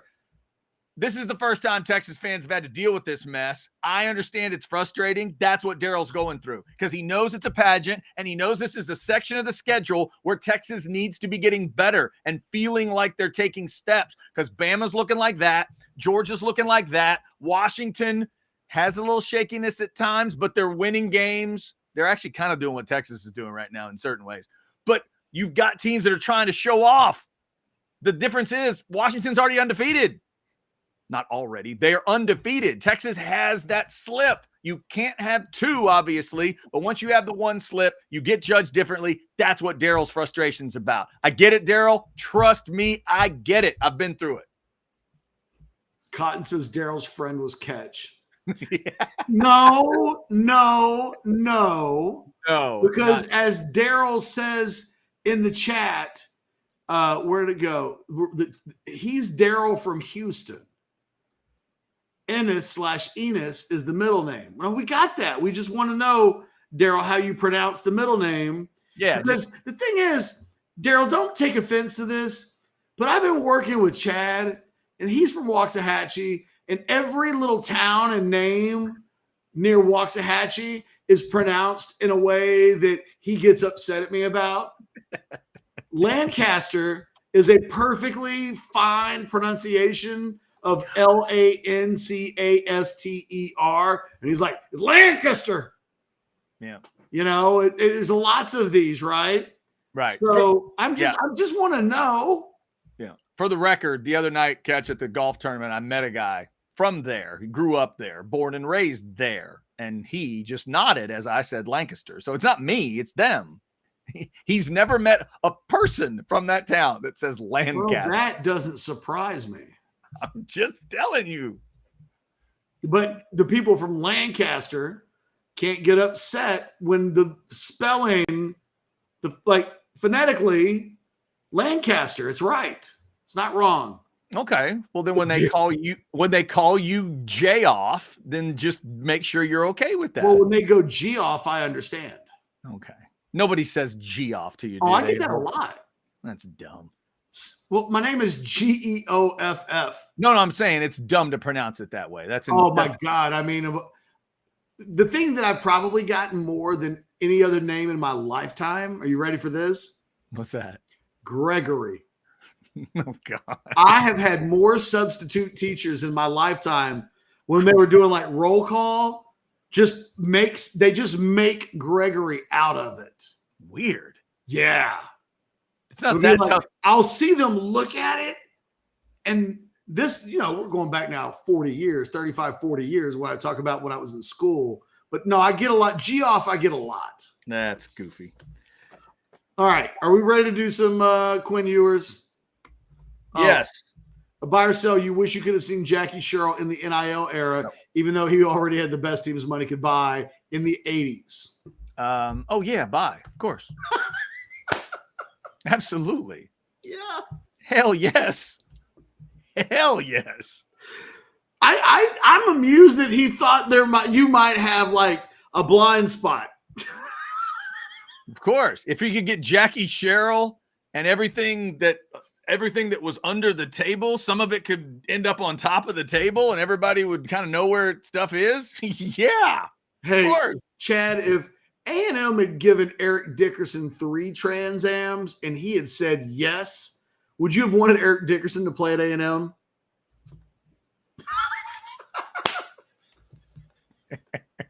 Hell yeah. Did you see him run? Smooth as hell. Okay, just in case anybody was clear about what Chad wants from the Texas A&M football program, he just wants to win. And he don't care what checks somebody else writes. Especially now, the checks are allowed. The checks are above the table. And we got a ton of people ready to write them. Okay, so let's go into the Quinn Ewers thing. All right. So here's how this thing happens yesterday. And so real quick, I just want to say, I reported this last night in my 10 thoughts from the weekend. And I was curious how quickly our competitors in the internet world would follow us, because this wasn't a story that I really sought out. I got a text message from a buddy, a well-connected source, who gave me a Jonathan Brooks update on Sunday morning. Mm-hmm. And he and I were talking about texting back and forth about the Jonathan Brooks situation. And out of nowhere, and I think the way it kind of came up was I had mentioned, I guess this means that Jonathan Brooks has to come back, which now that I've thought about it a little bit more and talked to some people, maybe he doesn't. I think the prevailing thought is that Brooks will come back, but he's got more options, I think, in the draft than people probably realize. But I was talking about this, and this buddy of mine, well-connected, shoots me by the way, it's looking like Quinn Ewers is leaning towards coming back. And I'm not here, just to be certain, because I hate to do these things where I'm not quoting and I'm not exactly right or anything. Let me just see what it was that he said. Just give me a second. I'm sorry. It's okay. Ketch is looking at the text. Oh, so I was like, I guess he can come back, or he has to come back. And this person responded, he is. And then, completely unprovoked, he said, likely Ewers too. Whoa. I was like, wait, what? Okay. All right. What? So then I'm like hitting him back, and I'm like, yo, that's surprising because he and I have had these conversations about Ewers in the past, and the expectation has always been that Ewers was going to go pro, even as recent as like a couple of weeks ago. So later on in the day, and we talked about it a little bit. He and I go back and forth. I'm talking to Anwar, and Anwar had heard almost the same buzz. He talks to a separate person, and that person tells him the same thing. Just about Ewers or about both? Just about Ewers. Just Ewers. Just related to Ewers. Gotcha. To the point where I wondered out loud, are they getting the word out?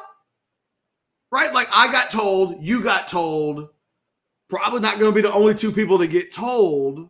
Mm-hmm. Is this an unofficial, hey, let's start getting the word out? Because that's where this stuff sometimes happens. We both checked on it a little bit more, and it felt good enough that I wrote about it in my Sunday column where, ultimately what it comes down to is the general thought is he isn't currently ranked or rated or regarded as one of the top 5 quarterbacks that is expected to declare for next year's draft. Right.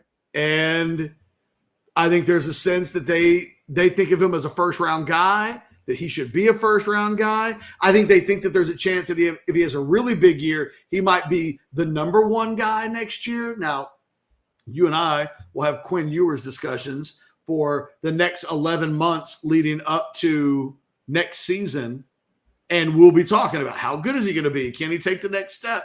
There's a thought, though, that if he can, that he might end up being at the top of the 2025 NFL draft. So although no decision is final, the wind is blowing in the direction of Quinn Ewers returning in 2024. You can't ask, if you ask me, put a percentage on it. I don't know. But what I know is the word's starting to get out a little bit. I heard, Anwar heard, after our reporting today, other Texas websites that cover the Longhorns, they followed up by saying they've talked to people today and they're hearing the same things. It's funny how that happens, but that's the way it goes. And so I think on some level, this is the unofficial getting the word out. A decision won't be made until after the season. I suppose there's still a world out there. And look, if you're a Texas fan, here's what you'd like. Ewers goes out and kicks the crap out of Iowa State and puts up a big number. Goes up against Texas Tech in the season finale, puts up a big number. Boom. They get into the Big 12 championship game. He's the Big 12 championship game MVP, 350 yards, 4 touchdowns. Boom. Texas gets into the playoffs. And then in their first round matchup against Ohio State or whatever, Ewers has a huge game. Hey, things change. People like to make fun of me because I sometimes use the word fluid to describe a subject or a story. And this will remain fluid because there's a world out there with what I just described. Maybe everything changes. But I think barring something completely drastic as, hey, Ewers plays 5 more games this season and looks like the best quarterback in the country, or in that discussion, then things could change. But as things currently stand, based on the totality of 10 games this season, and I think what everybody kind of expects to go for the rest of the season, looks like Quinn Ewers will be coming back in 2024. I don't know what the percentage is on that. I can only tell you is that my source used the word likely, and it's somebody that I think would know what he's talking about. And other people are starting to say the same thing, and the reasons are pretty consensus. It's a major development for the 2024 team because the difference between going into the SEC with, I'll just say it, if there's a tougher schedule in America next year than the one that the Longhorns are going to have, I haven't seen it. I mean, they're playing Michigan in Ann Arbor early in the year. Yep. Like all this, Michigan hadn't played anybody. They're going to play somebody next. They're going to play Texas next year at home early. Doing that with a young, inexperienced quarterback trying to find his way versus a third-year starter who's trying to take the step from very good to potentially better than very good, damn good, great, awesome, historic, whatever that word ends up elevating to. They're just totally different scenarios. It changes everything about what we think the 2024 season might be about. It changes the way Texas will be able to recruit the wide receiver position in the portal. Because imagine, and Chad, it's only because, you know what? I'm not even going to say Evan Stewart. I'm not going to do that. I'm not going to put that juju into the air, although every one of you in the chat right now has got Evan Stewart on the brain. I get it.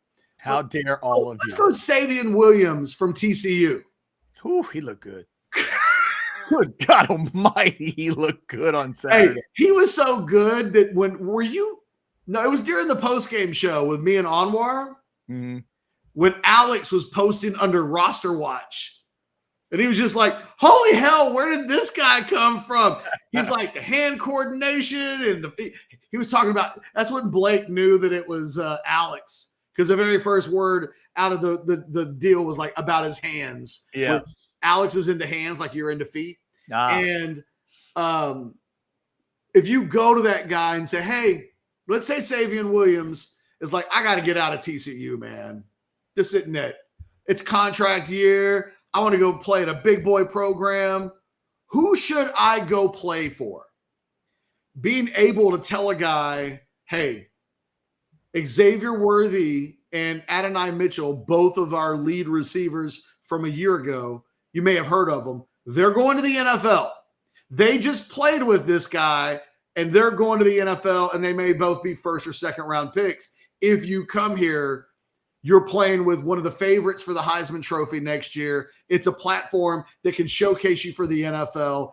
That is a hell of a lot different of a sales pitch than, hey, come play with one of our young quarterbacks who hasn't proven anything yet, but you'll make a bunch of NIL money. Yep. It's just different. And so, and maybe that's one of the reasons why this is getting out, because we're not far away from portal season. We're not far away. Technically, you think about all the players on the Aggies roster, and the Aggies got some dudes, man, like they do. Once a guy gets fired, players suddenly have a window to like put their names into the portal. If, let's just say there's a guy in College Station, as an example, won't say any names, but Tevin Buert we'll call him. If Tevin Buert was thinking about putting himself into the portal, if you're Texas getting the Quinn Ewers is going to hang around and be here next year narrative out there, helps immediately with some of the names I think that will be wanting to put their names into the portal. So I think there are no accidents in this life. And at this point, I wouldn't have believed this when I woke up yesterday morning, because it's always been so strong the other way. But look, now multiple websites are reporting what I've reported. Anwar heard about it. Like, I think there's just a growing sense that this is what people that matter want other people to know, that this is what's going to happen. It's a big deal. Transfer portal opens in early December, and then signing day is what, the 17th, 18th, something like that? Yep. Got that right? Yeah. A lot of stuff going on in that front. We will also talk a little more recruiting. Did you catch the flip that Texas pulled off? We will get to that. I got crap bag stuff coming at 2, some updated numbers, but also that Penn State mess from Saturday. Everybody's talking about another part of that game. I want to talk about one specific moment of that game that I still do not understand. We'll get to that. Real quick, though, let me give you an idea about a little trip out to Dripping Springs and Deep Eddy Vodka. The Deep Eddy Vodka tasting room, I've been telling you a little bit about it. They're out there, 2250 East Highway 290 in Dripping Springs. But it's not just all that great vodka and those great cocktail drinks. If you want to combine it with a great meal, they've got Crimson Creek Smokehouse right there on site. wonderful barbecue food truck right there in their on their property, and you just get on your phone, you order the barbecue, they text you when it's ready, and then you just walk up to the front, grab that tray of beautiful barbecue, bring it back to your table, and you've got the awesome vodka stuff, and you've got the barbecue. Thursdays and Fridays, they are open 11 to 7, Saturday 11 to 5, Sunday 12 to 5, 8 different flavors of Deep Eddy vodka. They also do hard seltzer, so check into that. Wherever you go, whatever party you got going on, take some Deep Eddy vodka with you. Order your Deep Eddy. We love Specs for the Specs chat. You can go to the Specs app and you can order Deep Eddy vodka that way if you want to do it. Deep Eddy vodka, they're all about fun. They're all about getting people together and having a great time. Obviously, make sure to do it responsibly. They are inspired by that oldest swimming hole in Austin. Check them out if you haven't. Deep Eddy vodka. The tasting room is out there in Dripping Springs. I am trying to make a plan to get out there very, very soon because I do love doing it. All right. Lot of stuff coming in on the chat today. We appreciate all of you. We're up to 545 is what I'm seeing here in the Specs chat. And Stanley has fired off a $4.99 super chat. Portal opens immediately with the coaching change, right? 30-day supplemental portal period. Or did I dream that? Ooh, nope, that's an you're right. Is that correct that's for the Aggie guys specifically? Or any team that has their coach fired. Yeah. By the way, if people missed it, the other coach in that all-maroon game on Saturday got fired.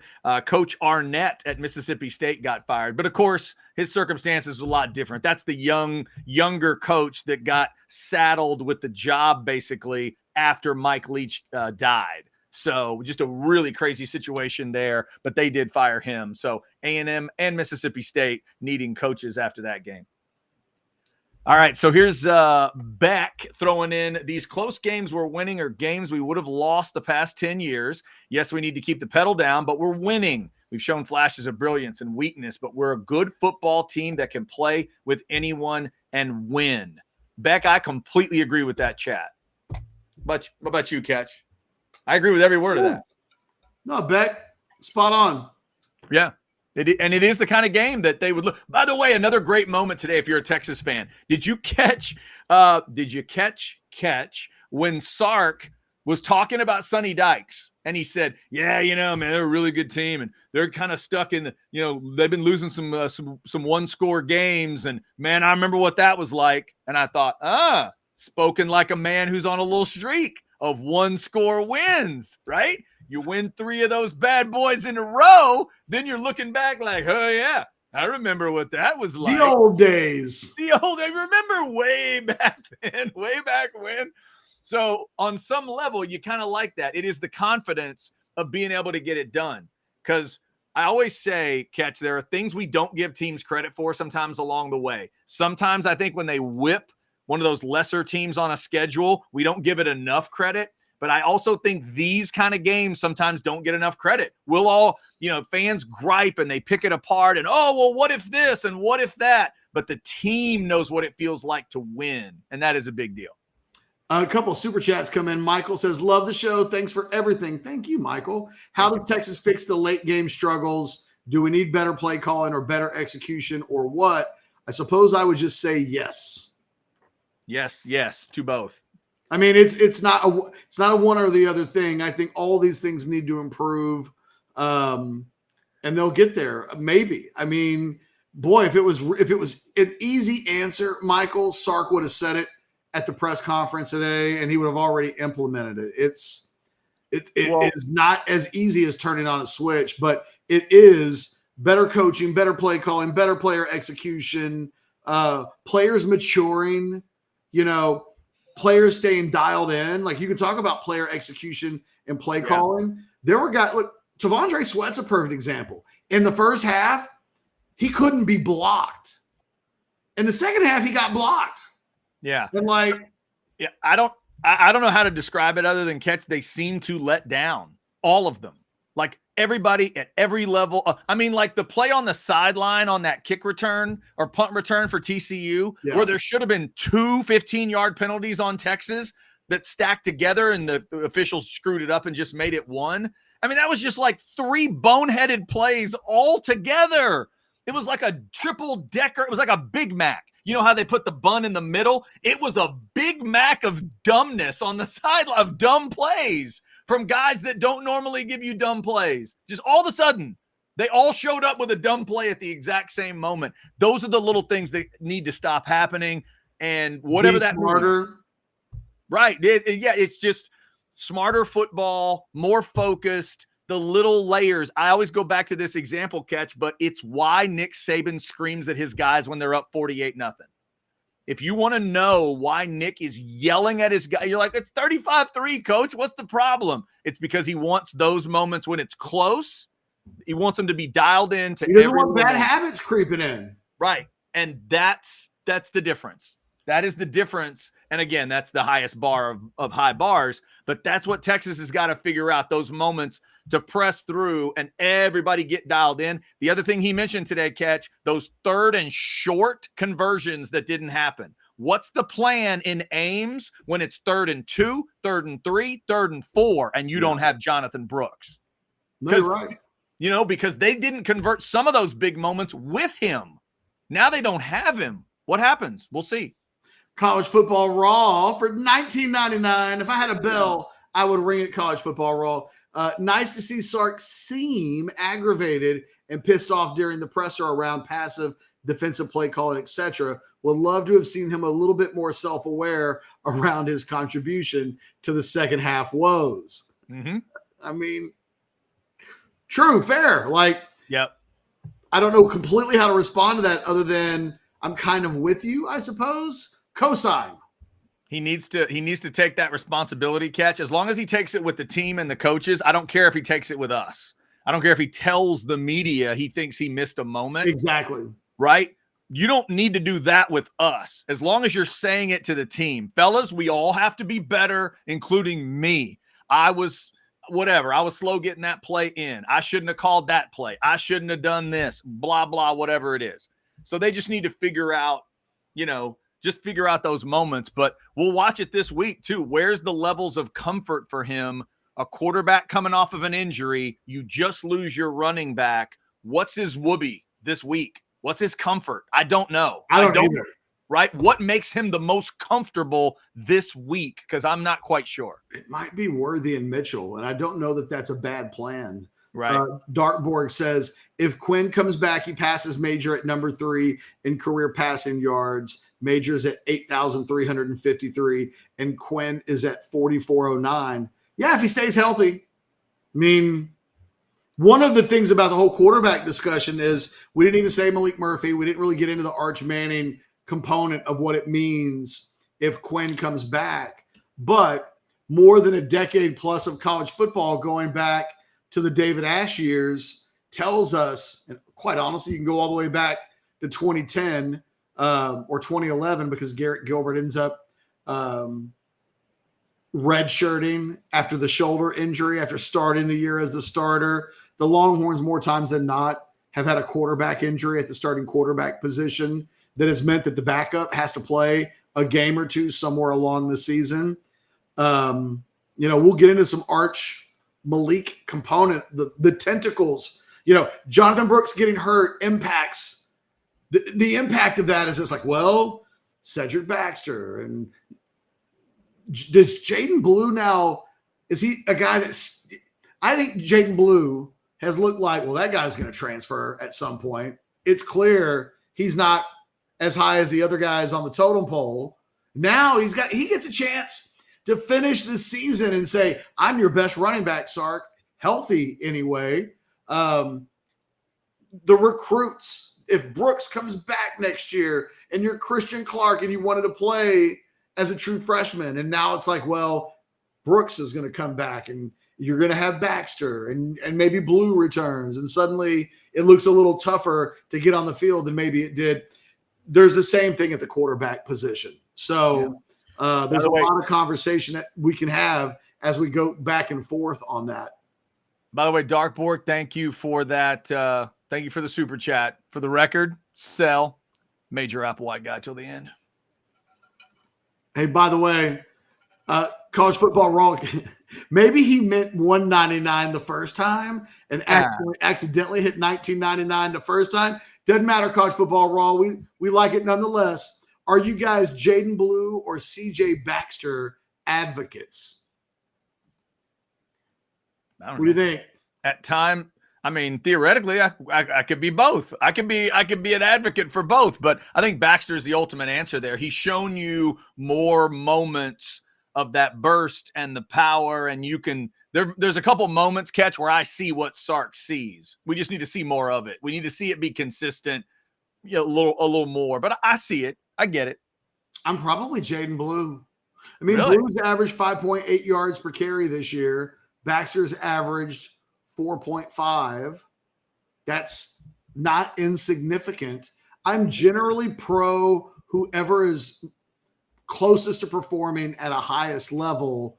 I think Blue, even in limited playing time, has showed a little bit more explosiveness and a gear that we've not yet seen from CJ Baxter. One more super chat. Mm-hmm. Before we get to crap bag, and look, maybe we'll just keep getting hit by super chats and my plan will change. I have a Dan Wetzel tweet. Okay. He was at Jim Harbaugh's press conference today. Oh, that had to be fun. Well, and I want to read you the tweet. So let's do this one. Oscar, what up, Oscar? Happy Monday. I've heard a lot of you talk about red shirts and 5 stars, but I've seen people talk about the Manning fam and their patient approach. Any thoughts on this? Yes, Oscar. I think they're very patient. I think there was an article on Saturday in Sports Illustrated where Archie was quoted talking about Arch. And one of the things that Archie said that I thought, you know what? The family understands this.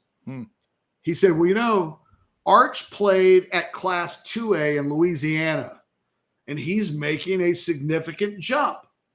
And I think they realized they didn't want to rush him onto the field this year. And if he's not, because I think they think right now he's not ready. I don't think the Manning family, if the Manning family wanted Arch to play a little this year, they got him on the field. I don't think they do. I don't think they want him to get embarrassed. I think they want him to take as much time as he needs to be ready and prepared. And then when he's fully ready and fully prepared, turn him loose, let him play against everybody. But I think they realize that you can't just snap your fingers and say, this is when it's going to happen. It's not the way the world works. And we're kind of finding that out about the Quinn Ewers turning pro thing, right? All things being equal, I think he and his peeps would like to go pro, but it hasn't worked out in a way for them that's going to allow that to happen potentially. And so here we are. Okay. We're caught up on the super chats. All right. Let me click that off. Let me read you this Dan Wetzel tweet. Okay. Quote, at his press conference today, Jim Harbaugh, recanted his long-held opinion that quarterbacks shouldn't eat chicken because a chicken is a nervous bird. Says he now owns some chickens and they are, quote, low maintenance and high production, end quote. 2, he cited watching lots of Judge Judy in responding to his upcoming legal hearing,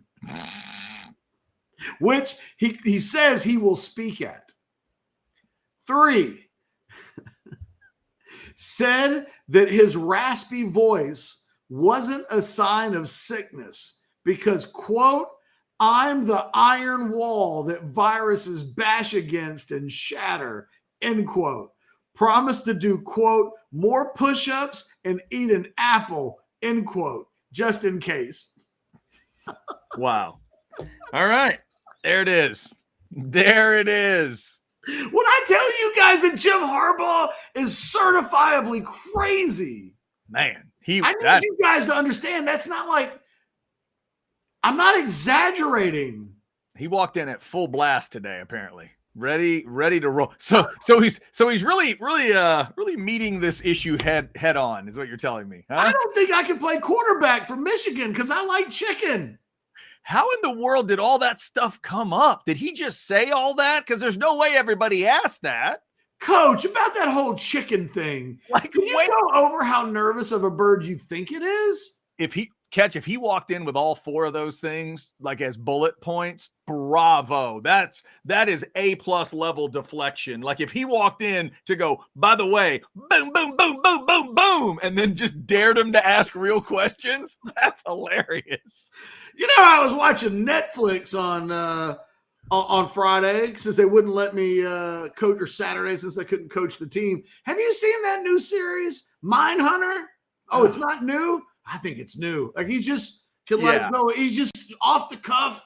Like, did Harbaugh just give us 10 minutes on what he thought of the Marvels? That was weird. How did that happen? He also, like I said, though, plans to speak at his upcoming legal hearing. And generally speaking, Harbaugh was in rare Harbaugh, not so rare Harbaugh form. Let me just say, if I was his friend, I would not advise he do that. As me, I'm really excited that he's doing that. Like, I'm really looking forward to hearing, because that has to go into public record. Whatever he says will go into the public record in the state of Michigan forever. Like, it's going to be incredible. That's Friday, right? Friday's the hearing?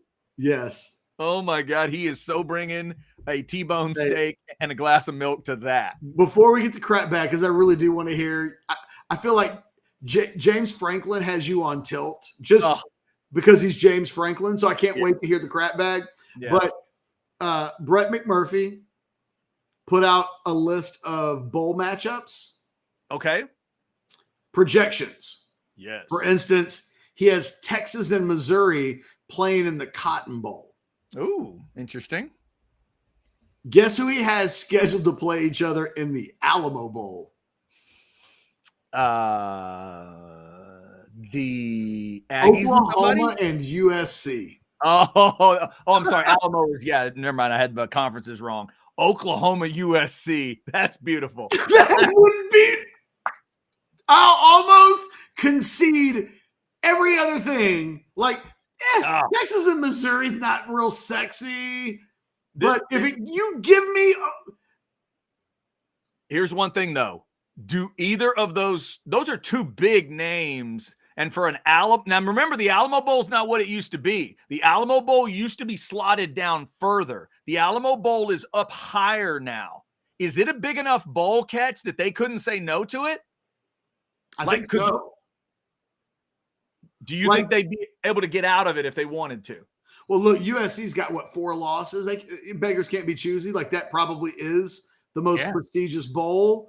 I think have to say yes to playing OU. I don't know about OU, but if you were OU and you could play USC, that would make me want to go to the Alamo Bowl. Yep. If I'm Oklahoma, they're selling that game out. Can you imagine the hungry Sooner fans that would show up to San Antonio? They'd be crawling out of the rafters of that stadium. At the mouth. God. I do think Lincoln Riley wouldn't want that game, but God no. But 8-4 if they win their final game. Oh, and by the way, this little detail. If it is anybody at the Pac-12 that determines that, do you think anyone at the Pac-12 is going to help him out as they're about to leave? And this is the other thing. Funny thing is, Dylan will play and Caleb won't. That's true. That is so true. He'll have to do it without Caleb Williams. You're absolutely right. There's no way he plays. Okay, I'm sorry. It was worth sneaking that in before we get to crap bag.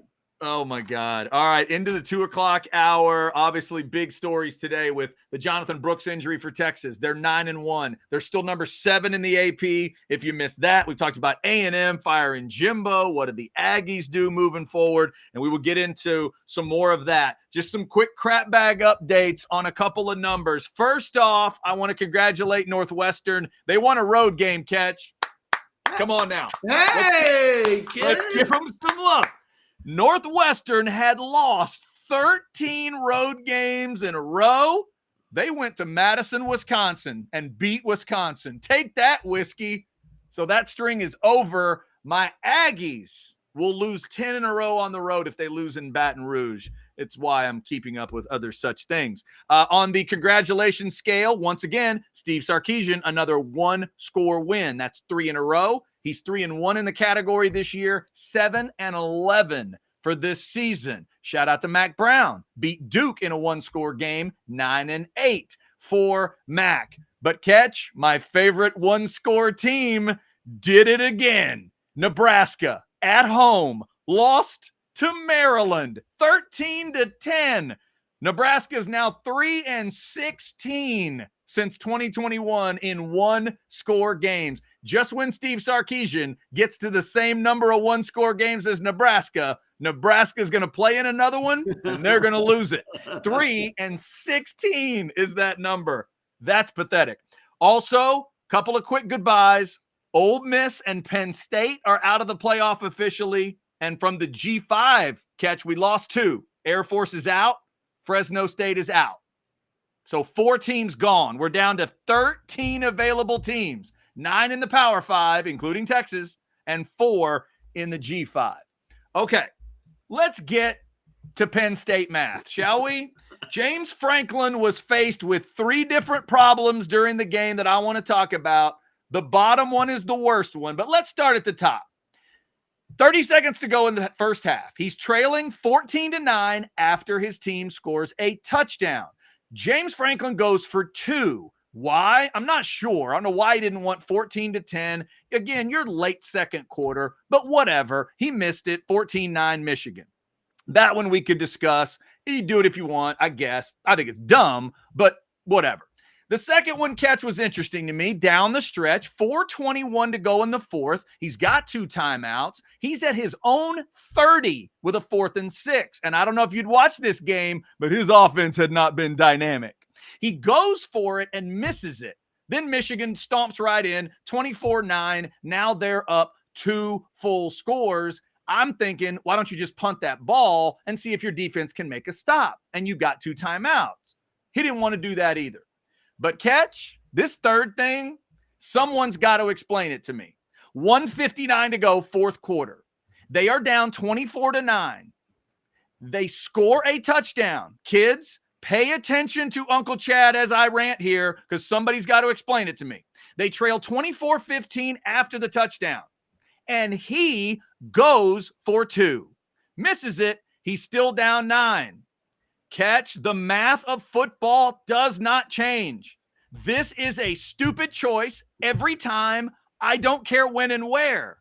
The Browns did it against the Ravens, and someone's going to say, but Chad, they did it and won the game.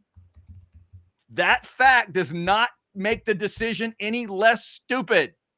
When you are pay attention to me. When you're trailing by 15, you need a 7 and an 8. But more importantly, you need it in that order. Do not tell me we're going to go for the 8 because we're going to find out what we need. Do you know what you need? Math. That's what you need. Get the 7 first, then go after the 8.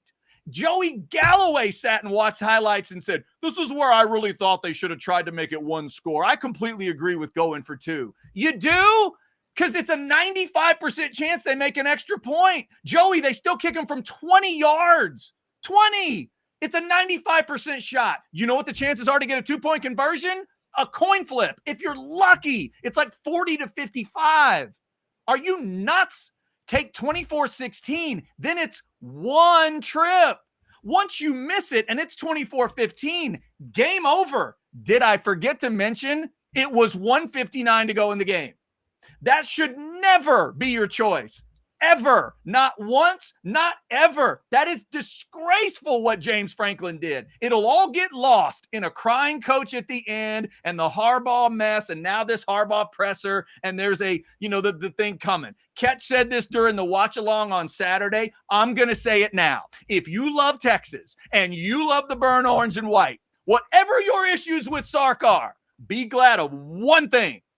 James Franklin ain't your head coach. Oh, man, it gives me – I sweat at night. I have nightmares thinking about what that would have looked like. Not because he's a bad coach. Because that dude makes horrible decisions for his football team. He does not care. Oh, and by the way, he's the coach at Penn State. He's in the Big Ten. He was playing Michigan, who ended up running 26, 27 times to end the game. And he still couldn't figure that out. It's one of the easiest decisions he could have made. and he just right on his shoes. Pathetic. Completely pathetic. If you love blue and white and you love Penn State, that's horrible. You ought to be ashamed here's the argument. of that. You're down. You close the lead to 9. The argument is, and look, don't shoot the messenger. Okay, tell me, because I've never understood it. Go ahead. The argument is you still have to score a touchdown and you still have to get a 2-point conversion. So the argument is because you're going to have to get a 2-point conversion anyway, go for it then, and that's it. The thought process is before this game is over, you're going to have to score a touchdown and get a 2-point conversion. Just go ahead and get that part out of the way. Where I disagree with that, and I'm sure you will as well, is that if you miss it, it takes you out of the game completely. Right, you're whereas done. if you just kick the field goal and say, okay, I understand that I have to get a 2-point conversion, but I want to keep myself in the game. Yeah. So I'll wait and do that later. Whatever happened? This is where I don't understand the young binder, analytics coaches. When did we lose? Don't go for 2 until you have to. When did that go away? When the binders showed up. Why did that leave football? Right, yeah, all these binders show up. And, again, the exact same score happened with the Browns and the Ravens. And the Browns did it. Stefanski's a maniac, too. He stared that thing right in the face, and he went for 2. Now, he got it. But, again, here, this is the weirdest example I've come up with to explain this. If you're at the Grand Canyon, okay, and you have a newborn, and you look over and you see your cousin holding the newborn out over the railing of the Grand Canyon, and you run over there and he turns to you and goes, "Hey, I didn't drop it." Well, yeah, you didn't, but there was absolutely no reason for you to do it. There's no reason. None. I'm giving you a 95% chance that you'll need 1 trip, 1 score, and then a 2-point conversion. You're flipping a coin with me and saying, "Chad, watch this. Watch. We're going to flip a coin, and if we win, we're only 7 down." Now, I know what you're saying. If the coin comes up on the other side, we're down 9 and we're totally fucked. And you're right about that. But wait till you see this coin flip. That's what James Franklin argued to me on Saturday. It's insane. None of you will ever give me the argument of 8 first and then 7. It's dumb because you can't guarantee me the 8. Sorry, you just can't. Oh, my God. James Franklin. What if James Franklin is just one of these guys that believes the math says go for 2 every time? Because he did it multiple times, right? I'd respect after that both more. Touchdowns that were scored in that game, he went for 2. I'd respect it more if he just went for 2 all the time. If he was one of those goofballs, I might respect it a little bit more, but it's so dumb, Ketch. It's just, I don't know where, again, don't go for 2 till you need it. And the theory of trips in football is gone. It's gone. You and I grew up on it where we watched football and we knew what it meant. Hey, I'm down 17. What does that mean? Touchdown, field goal, 3 trips down the field. Hey, if I'm down 16, what does it mean? Texas and TCU had that situation. What did it mean for TCU? That's 2 full scores and 2, including 2 2-point conversions. That's how it works. You can't mess with the math of football, but these young analytics wackadoo coaches are messing with the analytics of the game, and I will never understand why you would take that chance. It's just silly. Again, it's holding the baby over the railing at the cruise, and then you turn to me and go, "I didn't drop it." No, you didn't, Sparky, but you never should have held the baby over a railing. It's Michael Jackson. Remember that? Remember when Michael Jackson held his child out over that railing at the hotel and then later would have said, "It was totally safe. I was great. It's my child. I would never put my..." No, moron. You can't do that. There's no reason to do it. That's why you don't do it. It could have caused the death of your child. Or in this case, it could have led to the game being over like that. He should have just walked off the field with his pathetic glasses on. Maybe he's been trying to convince people he's kookier than Jim Harbaugh. And the 2-point thing was like a way for him to be like,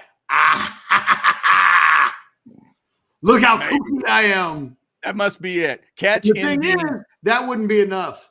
No, it wouldn't. It wouldn't be near enough. And by the way, in the coaches that sound like they know what they're talking about, but are complete wackadoos, James Franklin might be in the Hall of Fame for me. Like Tyrone Willingham at his best thinks James Franklin's crazy. Because Tyrone always sounded like he knew exactly what he was talking about. Sounded like it just, and then it was like, but James Franklin, it goes to another level. It's not Les Miles. It's not like that. But these dudes that just sound like they know exactly what they're talking about. And they're completely insane.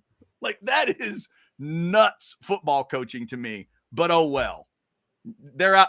I guess we won't have to worry about them in the playoff now because they're out. They are out. They're done. If they were ever in, they're out now. They are out now. All right. One of the things that we learned about college football this weekend, there really are 8 teams, and that's it. Ole Miss and Penn State were knocking on the door and trying to be like, yo, let us into the cool kids club. Don't make us wait out here with the regulars. Let us into the club. Right. And then they didn't warrant a response. They just stay outside the club.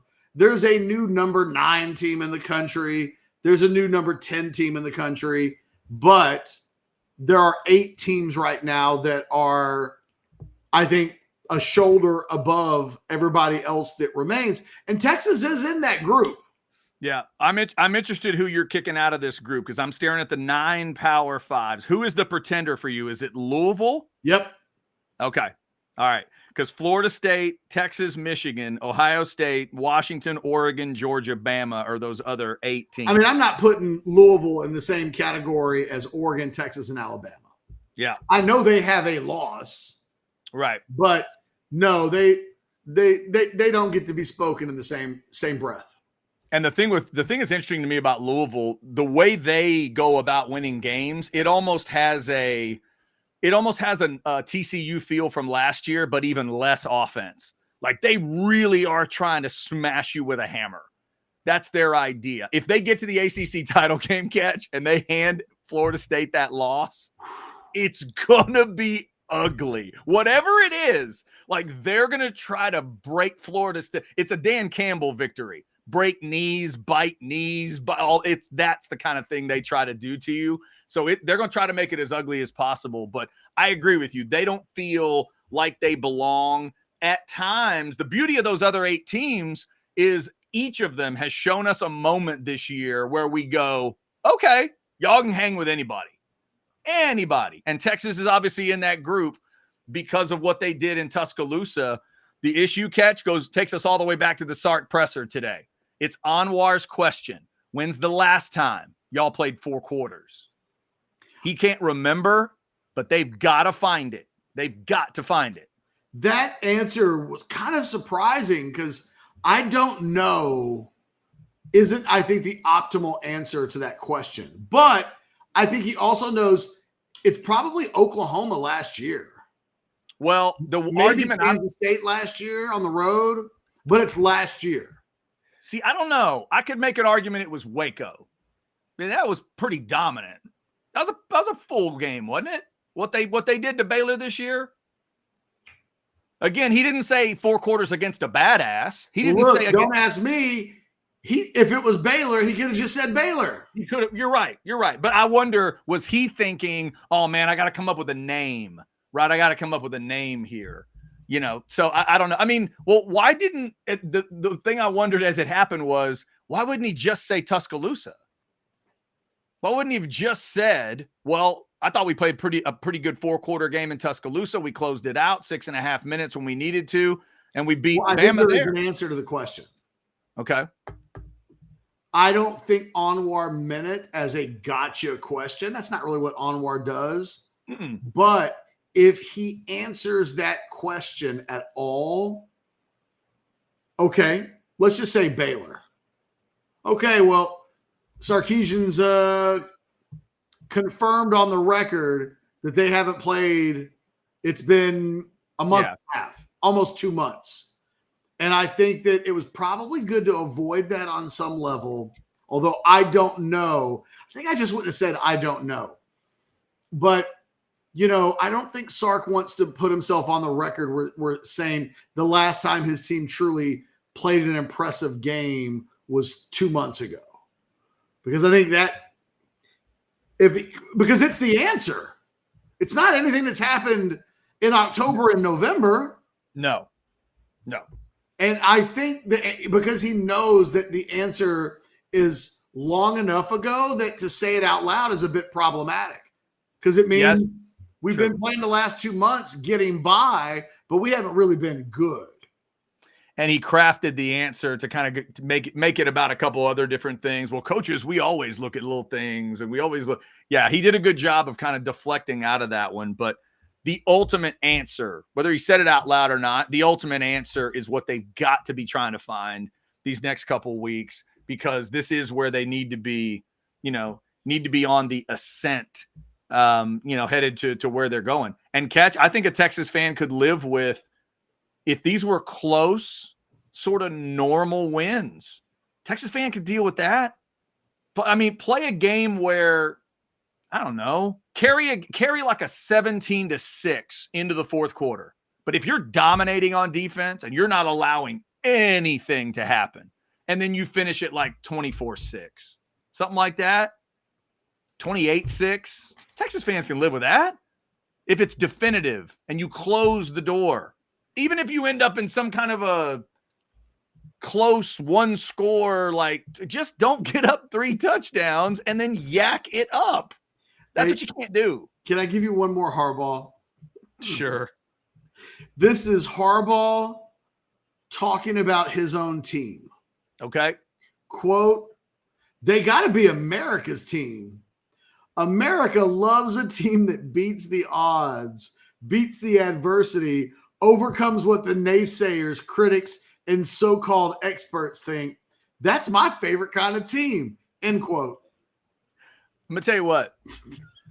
I don't know who's in the hospital, but when Tom Rinaldi tells us this story, it's going to move us all. Because the interim coach is crying about something. The current coach that's been suspended is talking about something that I don't quite get. They got a big-time victim complex going on here. There is some trainer that is fighting for his or her life in an Ann Arbor hospital that we don't know about yet. And when we find out that story, it's going to move us all. Like, what are y'all? And by the way, Blake Corum may be the greatest look in a postgame I've ever seen in my life. Wasn't that badass? Did you see him all bandaged up wearing the crimson mask? With the blood. Yeah. That was badass. It was beautiful. And he was talking about it too. He was talking about it like they were fighting. We're fighting against the odds, and we just got to.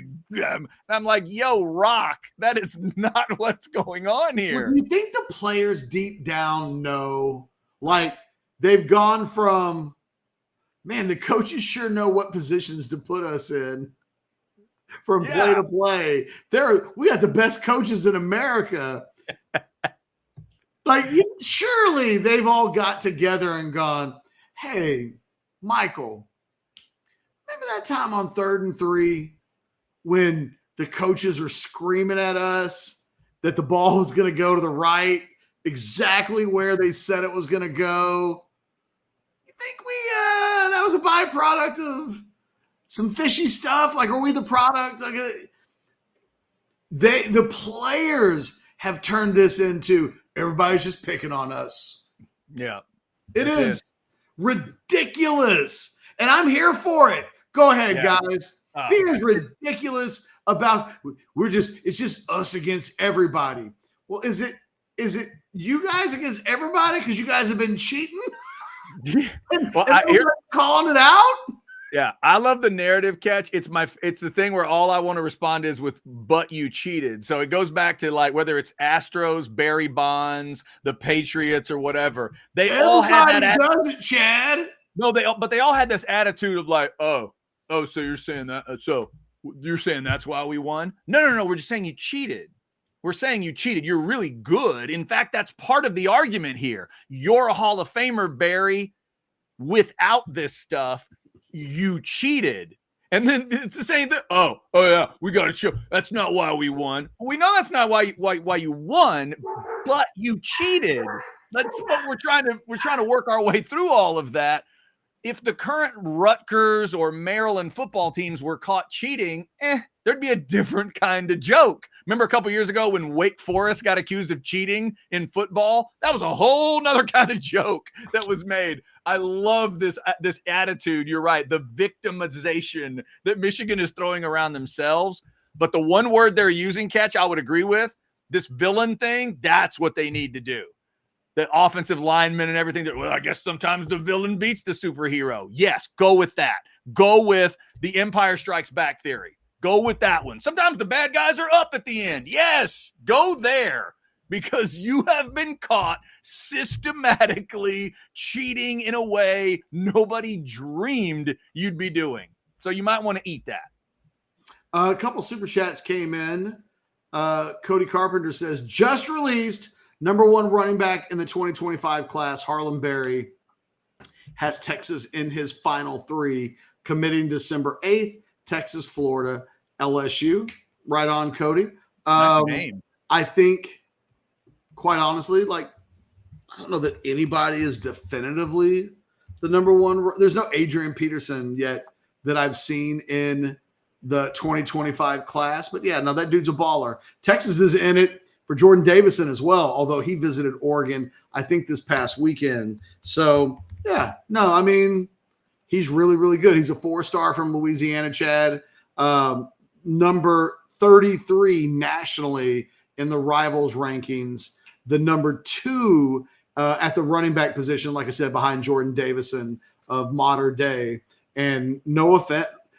The thing I'll say about Harlem Berry, Cody, not that Texas won't get him, but there's a real sense that Davison and any kid coming through modern day is going to be as big of a priority as any for Texas. It'll be interesting to see what happens there. But if they don't get Davison or they don't get Berry, keep in mind that some people think Jordan Davison's the best running back in the country and that he is at a school that the Longhorns are absolutely obsessed with. Oh, we actually have quite a few super chats that have snuck in. Z says 110% agree with Chad and his take about the 2-point conversion and love his passion about this tool. What are you doing, Franklin? There you go. There it is. Thank you, Agent Z. Did I read that well enough for you, Chad? That was good. That was good. I think you read it as tool when it was the word two and an exclamation point. But other than that, I thought you nailed it. Other than that, I thought you nailed it. Hey, Agent Z, as it turns out, tool may have even been better than two. It might have. It was kind of good. I liked it. Had there been a comma, Agent Z, I might have seen that was two, and there was no comma. And so then it looked like tool. Yeah, Agent Z, I appreciate you for that. And trust me, if any coach of any of my teams makes that choice in that situation, the next time we have a show, y'all going to see me throw about 8 of these helmets back here behind me. He's going for the corner, says, let's digress for a sec. I watched Eyes Wide Shut last night for the first time. What a crazy movie. Thoughts on Nicole Kidman? Okay, I'm here for this. I don't know if all of the 400 plus people, it's the back end of the show. And if you want to hit me up with I love Eyes Wide Shut. I can't go so far as to say it's my favorite movie. I can't do that. It is not a movie that I would rank among like my favorite movies of all time, but I love Eyes Wide Shut. And Nicole Kidman in that movie, smoking that joint, is there's an intimate scene in the movie, Chad, where, and by intimate, I don't mean like they're getting down, having sex or anything. Although in this movie, there's a whole bunch of that. Yeah, there's a lot of it. Yeah. There's a lot of nudity in the movie, Chad. But in this particular scene, she's like, Nicole Kidman and Tom Cruise are married in the movie, and she's kind of sitting there in her bra and underwear, and like Tom Cruise is like standing up in a mirror, and they're having this conversation, and she just like rips him apart. She just lets him have it, and the whole time she's about as sexy as she could possibly be. My dogs agree. Yeah. Yes, thoughts on Nicole Kidman? In general, I'm not always the biggest Nicole Kidman fan, but in Eyes Wide Shut, she's perfect. I have never seen Eyes Wide Shut. I need to see it at some point. And I think Nicole Kidman is probably the best at – she was able to dial back the plastic surgery problem before it became too much of a problem.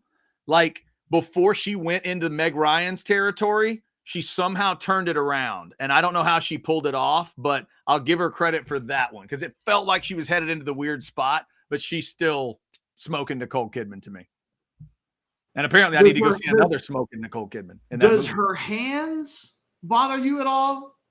Nicole Kidman's? I've never noticed her hands one way or the other. She got big hands. Like, does she? I don't remember which event she was at, but she's clapping and her fingers are so long that it makes it look like she's got fins or I don't know. I'll tell you what. Let me look it up. I never noticed that one. I'm going to say I'll show you a picture.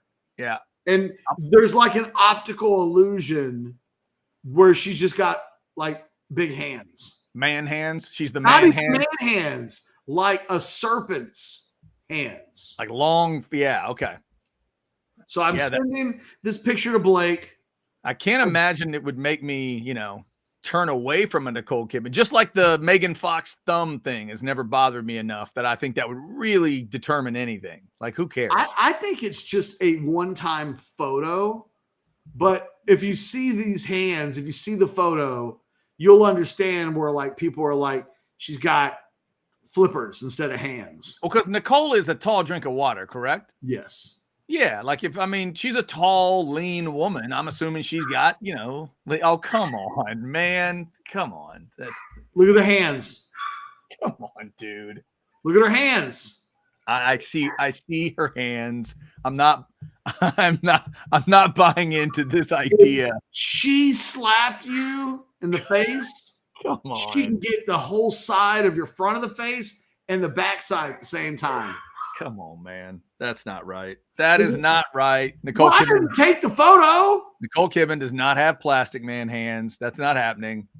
You think that's photoshopped? That's a wild optical illusion if it's legit or it feels like that one might have been worked on a little bit.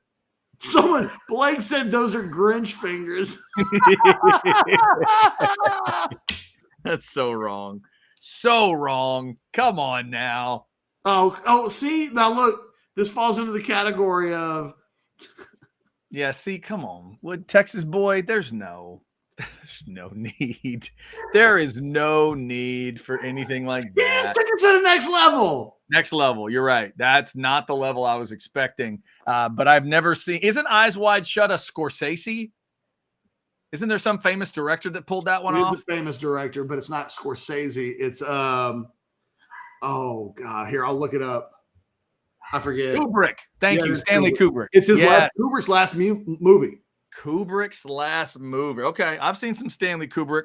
A couple of. No, hey Chad, it's wonderfully creepy. Okay, all right. It's dirty and grimy and yeah. No, and surprise, it probably screwed up the Cruise Kidman marriage beyond belief. I would think. Once they went through this movie, they had no chance of surviving as a couple. They went through that movie plus just the whole challenge of like Scientology and the marriage and all that stuff. That had to be complicated. The only thing missing from Eyes Wide Shut is like an injection of Scientology. Just put that in there too. Just throw it in. Let's go. All right. So before we get out of here, I do want to mention we should probably mention this recruiting stuff from the weekend. Is that fair? Yeah, let's knock that out. Good chance. Okay. Look, let me check back in. Let me double check. We're going to get Lucci on tomorrow. Okay. I just sitting back at like 220 or 120. We may either get Sukamel or like Adam Gorney on tomorrow as well to talk some recruiting. But the Longhorns. Hang on. Hold on. Let me get in. Let me sneak a sinus and snoring in here before we talk about recruiting. Okay, go for it. So sinus and snoring specialist. We're in November. We're right in the middle of this month. They used to kick my ass when it comes to allergies, but no more because they got rid of my allergies for good. Some of you have already checked out sinus and snoring specialists because you saw it here on Orange Bloods Live. We appreciate that. Check out Dr. Slaughter and his crew, ear, nose, and throat stuff at the very highest level. It's got surgical options, non-surgical options. Have you seen this thing on TV called Inspire? It's crazy. Like this implant deal where if you're having snoring issues, it's able to deal with the snoring issues without having to deal with a CPAP or without having to deal with other stuff. It is crazy cool. He says it absolutely works. I've talked to him about it. So maybe that's the perfect thing for you. My wife is really enjoying her CPAP right now and getting great scores on that every night. Got 100 score the other night with her deal. And I love my situation, which is I had some procedures done with sinus and snoring. I have a sleep device that I wear every night. So a dental device, it's different for everybody, but that's your QR code to get to sleeping and resting better. Make it the gift to yourself this Christmas season that you're going to be sleeping better. Sinus and snoring specialists, feel clear, rested, and healthy. All right, Ketch. So first off, you know I love a cool name, and this dude has a cool name that Texas flipped. Before we even get to kind of the Jimbo reaction to things with A&M stuff, this is a Florida commit that got flipped over the weekend for Texas. Give me the level of shock for you, like a 1 to 10, you saw it coming in terms of Wardell Mack flipping to Texas. Maybe like a 2 or a 3. Not shocked. Okay. Because Texas almost got Wardell Mack earlier in the year. Matter of fact, there was a time when there were some people I talked to that thought Texas was the leader for Mack. He commits to Florida. Florida's a mess, and they may lose their head coach. So there had been a lot of, is Wardell Mack a guy that could flip to Texas? And the answer was always yes. But Mack does so little publicity, interviews, things like that, that he's not a guy that's giving you hints. So the timing of it was slight. I was surprised it happened yesterday. Wasn't like I had an analysis piece ready to go or anything like that. But in general, he's definitely on the list of guys that if Texas were going to flip somebody, he would certainly be on it. So this is a kid out of Louisiana, correct? Yes. Cornerback out of Louisiana, 6'1", 175 is how I see him listed here. I love that bigger corner idea, above 6 foot, theoretically big wingspan, all that kind of stuff. We're seeing a lot more, I think, of those with some big time programs. So Texas gets that commitment flipped. That is 24 guys in the class? Do I have that, or am I over on that number? Here, right around 20, I'm going to give you the exact, because I want to give you the team rankings. So I'm going to give you the full breakdown here in just a sec. Texas is up to 20 commitments. It's 20, okay. With an average of 3.8 stars per prospect, which is third in the country. Florida State, Ohio State, and Georgia are the 3 teams ahead of them in the Rivals teams ranking. But that commitment gets them up to number 4 nationally. And while they've got 20, Florida State has 23, Ohio State has 22, Georgia has 27. It's a big time commitment. He reminds me, honestly, of A&M commitment Terry Bussey. And will they be able to hold on to Terry Bussey? Right. But he is the thing that his versatility. If I told you that he was a wide receiver commit, you'd go, he's a badass. If I told you, you know what, you should see him on special teams, you'll think he's a badass. And if you watch him in the secondary, you'll think he's a badass. He's a true 3-way threat. In fact, he's so good on offense that I do wonder whether or not they'll be tempted to at least give him a look. Maybe like a little bit of a taller Nathan Vasher-ish. Okay. I think he's got the body frame of a Terrence Brooks.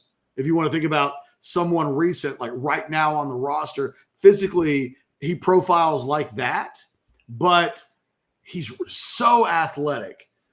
He's not the fastest guy in the world, which is probably why he's not an outright 5-star, but he's ridiculously athletic. I think build-wise at times, I watch him on offense. He's got a little CeeDee Lamb to his game. I wouldn't say that like that's who he profiles as a wide receiver, just that there are times that he will remind you a little bit of that. I swear to God, I'm going to kill my dogs. You were doing such a good job when it was just the small one. Then the big one chimed in, and that's when you heard that bass sound. You know what happened yesterday, Chad? I told this earlier today. We were doing a Jonathan Brooks reaction video. Yeah. To all the dogs. And it turned out 2 of the dogs were wrestling. The golden doodle that weighs 12 pounds was wrestling the Weimaraner that weighs 65 pounds on the couch. And my 80-pound German Shepherd walked in here basically to say, it's not me. But the dogs wouldn't shut up. We couldn't finish the video, so I took myself off the video. I grabbed the 2 big dogs by the collar, took them to the backyard, tossed them out of the house, shut the door, figured I'd be okay. Sure. But then the little dog just kept barking and barking and barking. It's because the 2 big dogs went around to the side of the house. Apparently, somehow there was a gate or something open, and they got out. And they ran roughshod into the front yard and in the neighborhood, acting like they had escaped from Alcatraz. And I know they must have come up to the front door, and the little dog saw that they were in the front yard. So then the little dog just would not stop barking. And I'm like, what are you barking about? I separated you. There's nobody.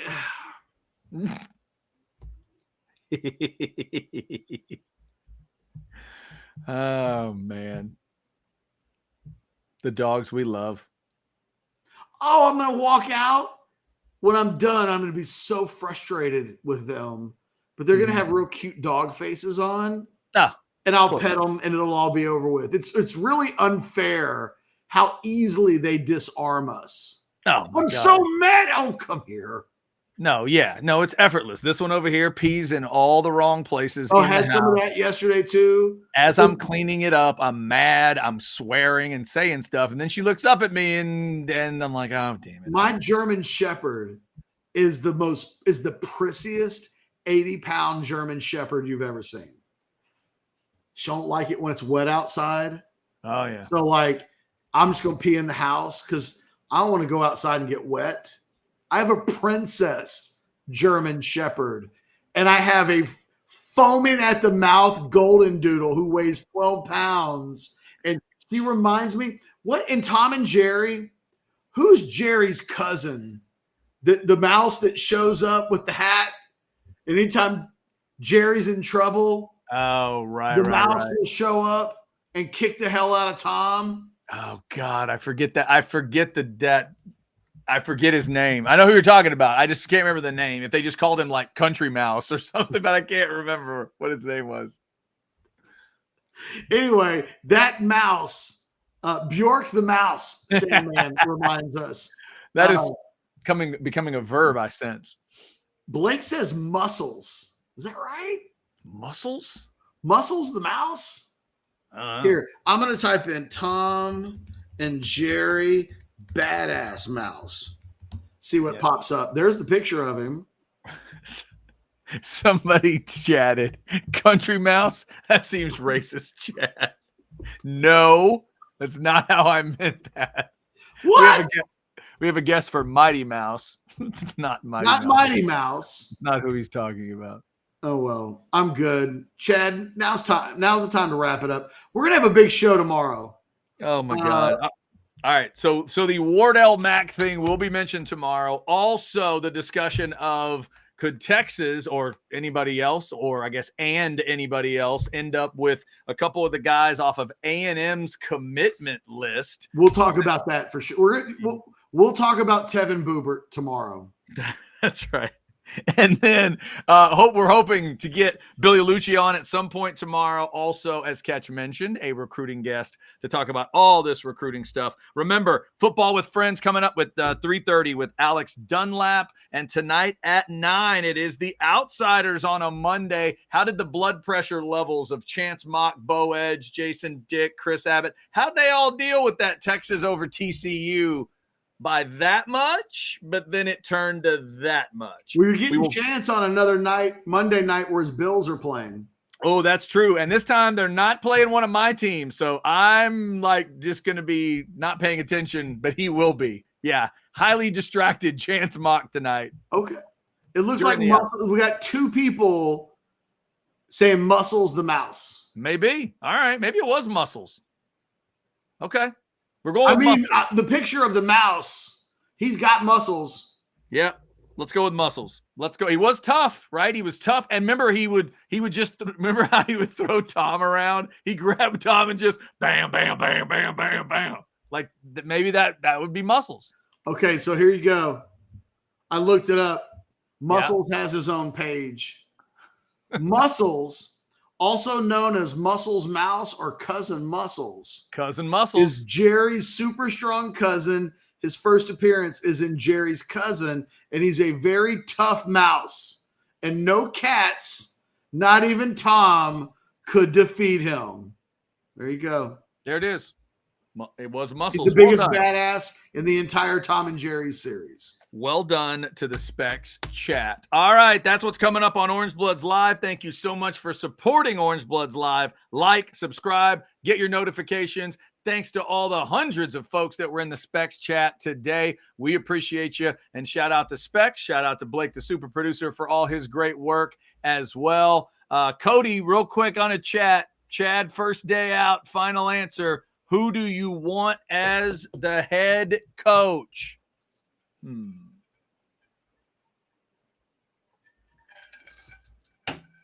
If he'd learn to appreciate the transfer portal, I want Dabo. Is that wrong? I was not expecting Dabo to come out of your mouth, but I know why you'd want him. If he learned that the transfer portal actually matters and NIL and all, if he learns that part, that's a name. Please make that happen. I also, there's a name. There are plenty. There are multiple names I think are interesting, but that's the first one that popped in my head when I read your chat. So there you go. Not James Franklin. No, not James Franklin. Please, no. I don't need to throw stuff and break stuff as he makes his weird math decisions. All right, until high noon tomorrow, y'all have a great Monday. Be careful out there. We are House Divided.